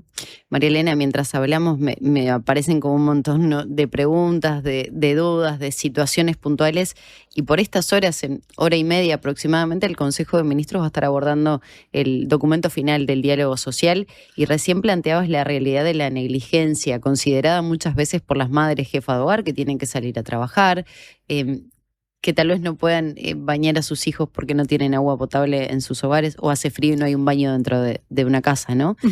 Cuando se plantea todo eso y se habla, por ejemplo, de las contraprestaciones, que va a estar presente, como decía, en esa reunión, de eliminarlas para poder cumplir con esas transferencias sociales, ¿qué reflexión haces tú? Bueno, yo creo que sí es un estudio donde se plantea que, porque a ver, el objetivo de poner contraprestaciones sobre todo era para que los niños, niñas y adolescentes ingresen a los centros educativos, que para nosotros es importante porque la institucionalidad es lo que da un marco y también cuida a los niños, ¿no? O sea, nosotros podemos detectar situaciones de violencia porque los niños están en algún lugar del Estado, o público o privado, pero que dé cobertura. Eso es verdad. Pero lo que se ha comprobado es que por sacarle esa prestación a la familia, lo único que hace es que sea más pobre y no indica que esa prestación sea un 2 más 2, 4 y va a la escuela. Entonces es un tema que hay que probarlo. Me parece que las prestaciones son soluciones para paliar por lo menos un tiempo realidades que estructuralmente se supone que no se van a poder revertir, como es los aspectos salariales, la capacitación. Hoy obviamente que hay una crisis con respecto al tema de determinados sectores, cómo se insertan en el mercado laboral, un mercado laboral más complejo, y bueno, y como Estado, cuáles son las respuestas. Algunos dicen, bueno, la renta básica como en otros países, pero nosotros sí tenemos que dar como en realidad una cobertura material para que esos niños, niñas y adolescentes y esas familias se puedan desarrollar. Eso es una responsabilidad de todos, una responsabilidad del Estado, pero también una responsabilidad de la sociedad uruguaya, de cómo en definitiva entiende que se tiene que revertir la desigualdad y la pobreza. Nosotros en definitiva estamos hablando que si bien bajó en alguna medida la pobreza, nosotros seguimos teniendo que niños, niñas y adolescentes son los más pobres, pero también cuando decimos eso estamos hablando de familias pobres, ¿no? O sea, o de una madre o de familias que en definitiva no pueden cubrir sus necesidades básicas, y eso es un tema que hay que abordar. Eso no va a superar la violencia porque la violencia tiene otros mecanismos y es estructural, pero sí en definitiva tener mejor vivienda, tener mejores condiciones de vida, da por lo menos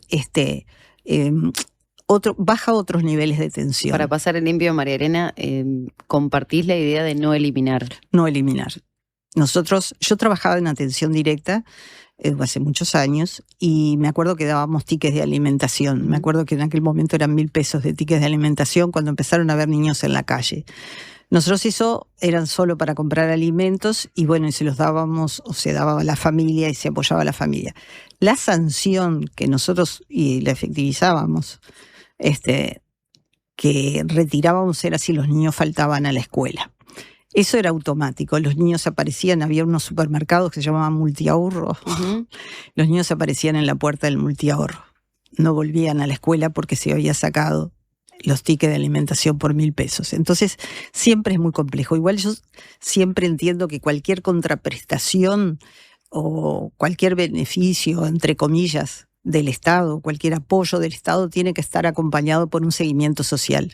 No alcanza solamente con dar esa prestación, sino en definitiva que haya acompañamientos técnicos que apoyen, ¿no? Que sostengan también a las familias, que puedan entender por qué y para qué se da ese apoyo.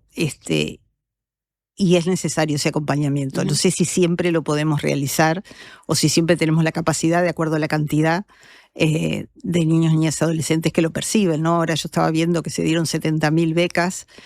Bueno, hay que hacer como el seguimiento. Uno de los desafíos grandes también, que yo lo planteaba ayer, para que los informes de gestión no sean, hace muchos años que hacemos informes de gestión con los mismos sistemas de información, nosotros tenemos que tener sistemas de información. Yo creo que se está trabajando con la GESIC, pero donde podemos cruzar datos de todos los organismos del Estado, y eso nos va a dar, en realidad, para poder efectivizar una mejor política pública, tener la información de los núcleos familiares y cómo ha sido el tránsito por las distintas instituciones, por la salud, por el sector educativo, si tuvo antecedentes con INAU, y ahí podemos diferenciar los apoyos que debemos dar, hasta te da la zona geográfica donde vos tenés que apostar. Y eso no lo tenemos todavía. María Elena, quedan muchísimos temas. Recién hablabas del INAU, ¿no? También de las realidades que está afrontando el sistema de amparo, que debería ser quienes resguardan y cuidan a esos menores. Pero bueno, no tenemos más tiempo. Nada, felicitarte por todo el trabajo que realizás prácticamente no, desde el inicio del Sistema Integral de Protección a la Infancia y la Adolescencia contra la Violencia, que se creó en 2007 y que, bueno, año tras año nos golpea de lleno con estas cifras, ¿no? Estas realidades. Pero bueno, también entendemos que es un desgaste, ¿no? Casi 20 años estando al frente de esa situación. Totalmente. Igual, si bien obviamente es la cara visible, nosotros manejamos más de 600 técnicos interinstitucionales en todo el territorio nacional y posiblemente necesitemos más. Pero bueno, no, si no tuviera equipo, no se podría. Y aparte, estoy sin lugar a dudas apostando al relevo. ¿Este año? Bueno, vamos a apostar al relevo, quizás. Muchísimas gracias, María Elena. No, de verdad, ustedes, un placer es escucharte siempre, más allá de lo negativo de todos estos temas, pero que nos abren un poco también la perspectiva de lo que está sucediendo a nivel de la sociedad. Muchas gracias. No, gracias a ustedes. Hacemos la pausa rapidito y seguimos aquí en Panorama Informativo. Ya llega Antonio Ladra.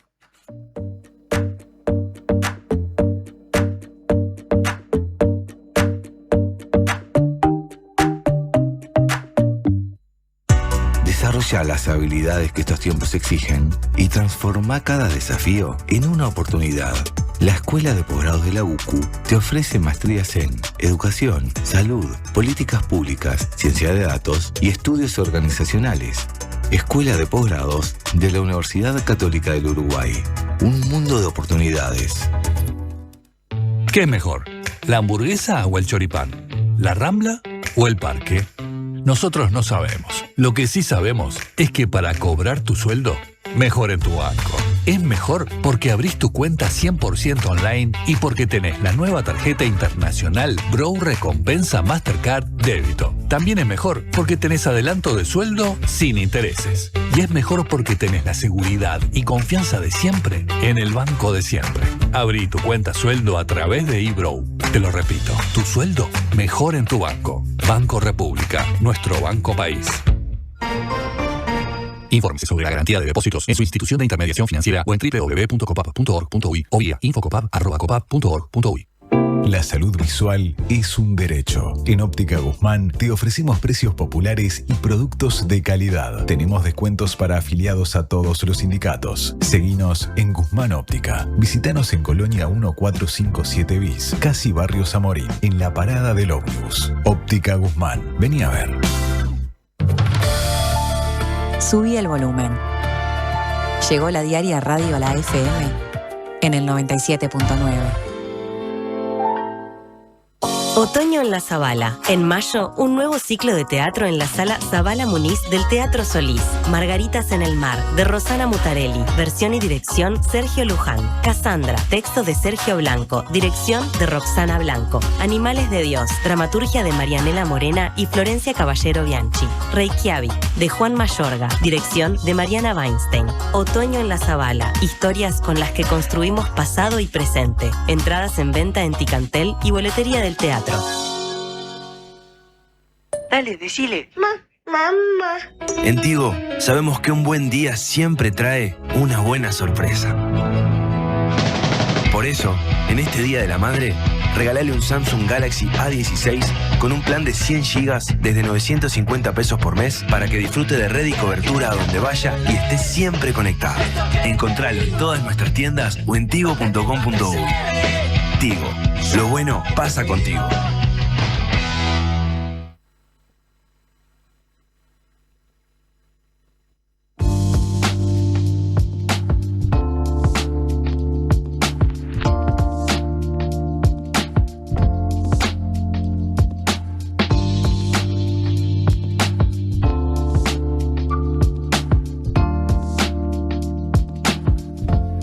De la mañana con 47 minutos y ya rapidito saludamos a Antonio Ladra con una realidad que nos vuelve a golpearnos. Recién hablábamos con Marilena Misraji, directora del CIPIAB, acerca de la violencia hacia niños, niñas y adolescentes, y ayer en la noche nos enteramos de esta tragedia, ¿no? Porque no cabe otra calificación. Sí, si me permitís, Maggie, déjame leerte lo que acabo de escribir ahora. Uh-huh.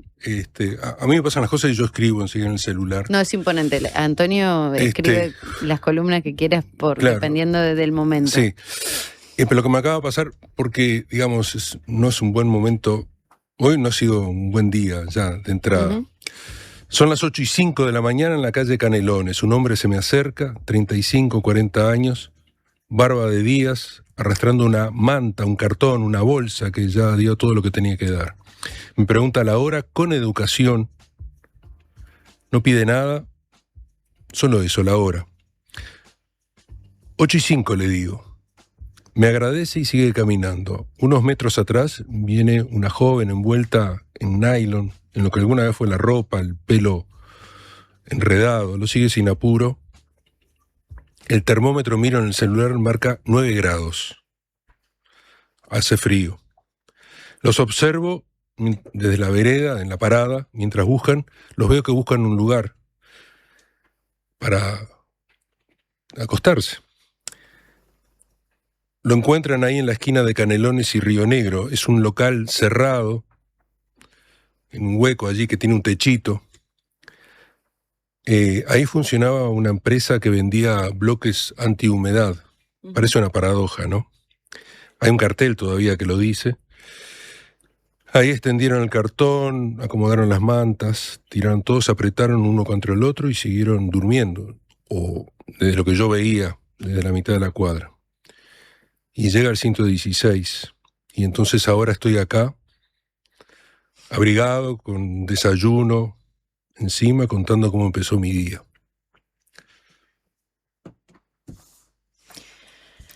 Una realidad, Antonio, que nos golpea desde hace tiempo, pero de verdad que creo que en estos últimos años la incidencia es cada vez más alta. Vemos cada vez más personas jóvenes que se vuelcan a las calles por diferentes circunstancias, pero también hay una realidad, ¿no? Siguen siendo personas que no tienen un techo, siguen siendo personas que no tienen un vaso de agua, comida, una manta para estar calientes. Sí, y a todo esto le sumamos la tragedia de anoche. Sí. Escribí esta columna ayer también en la noche. Escribo desde Uruguay, desde este lunes a la noche, con la noticia todavía cruda. Un bebé de 1 año y medio muere baleado. Te hiela la sangre porque nada de esto, nada es un accidente. Hace años que en este país vienen avisando que el mapa del delito se corrió y que los niños ya no están al margen de las balas, sino en el centro del blanco. Lo sabíamos cuando un bebé murió en Cerro Norte, en octubre de 2024, en medio de una ráfaga contra una casa marcada. La guerra de los colos. Uh-huh. Sí. Lo sabíamos cuando en marzo de 2025 un niño de 2 años cayó por un tiro en la cabeza después de una lluvia de más de 20 disparos contra el auto en el que iban otros gurises y su padre. Fue allí en el buceo. Lo sabíamos cuando hace 10 días un adolescente de 13 años en Colón estaba en su cama leyendo y una bala entró por el techo y le dio en la cabeza. Lo sabíamos, fatalmente lo sabíamos. Entonces cuando hoy nos enteramos que un bebé murió de un balazo en la cabeza porque atacaron el auto en el que iba su padre, no estamos frente a algo raro, sino frente a la forma que adoptó la violencia aquí en Uruguay. nuestro país. No es la bala perdida, no es la fatalidad. Son adultos que disparan a matar en la calle, a plena luz del día, contra personas de carne y hueso, aunque vayan con sus hijos. Es elección, no es destino. Durante años se sostuvo con una mezcla de cinismo y también quizás de comodidad que el problema del narcotráfico, de las bandas, de las balaceras, se quedaba entre ellos, entre delincuentes, entre bandas, se matan entre ellos, como es si eso delimitara un perímetro sanitario y el resto del país pudiera seguir discutiendo otros temas, si el dólar baja, si vamos o no a estar en el diálogo educativo o cómo vamos a ver el Mundial de Fútbol. Ese relato se rompió hace rato. Los ellos ya no son un círculo cerrado de muchachos armados en la noche. Los ellos incluye ahora a bebés y niñas y adolescentes que viven en los barrios donde viven miles de gurises que no eligieron nada de esto, y familias. Y seguir hablando como si fuera un conflicto acotado es una forma elegante de decir aceptamos que haya zonas del país donde la vida vale menos. No lo decimos así, claro. Lo disfrazamos con otras palabras, con eufemismos, ajuste de cuentas, guerra de bandas, territorio complicado. Palabras cómodas para nosotros, para la oficina, pero no sirven para explicarle a un padre por qué acaba de enterrar a su hijo de 1 año. Hace poco leí una nota aquí en la diaria, una nota que escribió Pablo, donde contaba que los médicos del Pereira Rosell dicen que literalmente hay chiquilines que viven allí en el hospital. No porque tengan una enfermedad rara, sino porque afuera los espera el mismo barrio donde los balearon. Hay gurises que pierden una pierna por un tiro, que quedan con parálisis, que arrastran cicatrices enormes y después el Estado duda si de devolverlos al mismo lugar donde recibieron esas balas. Esa imagen, niños viviendo en un hospital público como refugio, es quizá la radiografía más brutal. No es solo un problema policial, no. Es un país que no logra garantizar que un niño de un barrio no pueda dormir sin escuchar balaceras. Es un país que no logra garantizar que un niño no pueda ir a la escuela sin tener como la primera lección tirarse al piso cuando oye la primera bala. Lo peor es que nos estamos acostumbrando. Cada tanto un bebé, cada tanto un nene de 6 años, a veces un adolescente de 13, y hacemos notas, hacemos móviles, escribimos tweets. Algún diputado hace un pedido de informes y después seguimos. Ese es el verdadero peligro, que la idea del niño baleado se vuelva una categoría más de la crónica policial. Podemos seguir así: shock, estupor, móvil televisivo, velorio, olvido. De hecho, el sistema mediático está armado para eso, lamentablemente, para pasar del bebé asesinado al resumen del partido del fin de semana, de ahí al pronóstico del tiempo y luego la receta de cocina. No tengo una solución mágica, nadie en serio, o nadie serio la tiene. Pero sí una certeza. Mientras discutimos eslóganes de campaña, eslóganes políticos, hay una generación de gurises que crece contando la cantidad de tiros que se escuchan y cada tanto, alguno no llega a crecer ni a poder contar, como este bebé de Colón. Creo que no hay nada más para aportar en una jornada que bueno, ya ayer veníamos un poco choqueados e impactados con las cifras que presentaba Mizrahi, ¿no? Que hoy las estuvimos repasando acá a las horas. Otro niño de 1 año y medio, un bebé, porque es un bebé, apenas camina 1 año y medio, termina siendo asesinado en medio de una balacera donde lo que capaz que en otros momentos se señalaba como códigos entre bandas ya no existe. Ya se pasó hace rato esa línea roja.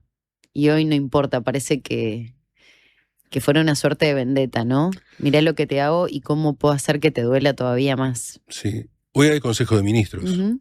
Yo espero que de ahí salga una nota del presidente llamando de Orsi, solidarizándose, y de todos los ministros, solidarizándose con la familia, tal como lo hizo con Donald Trump. Me parece que es más importante este niño que Donald Trump, pero bueno, son cosas que pienso nomás. Bueno, nosotros tenemos que cerrar panorama informativo, ojalá todos sigamos reflexionando, ¿no? Porque de repente cada uno en sus hogares dice, bueno, pero ¿qué puedo hacer yo desde mi lugar? Bueno, sí. ¿No? Y recién hablando con Mariana, que tenemos gobernantes. Sí, recién le decía a Mariana todo esto, a Mariana Cianelli, y ella me dijo, bueno, tenés la palabra. Bueno, yo qué sé. Sí. Nada, perdón. Bueno, es un día que nos golpea y que, bueno, sensibiliza. Nosotros nos despedimos. Ya llega la mañana de la diaria con Mariana y también con Martín.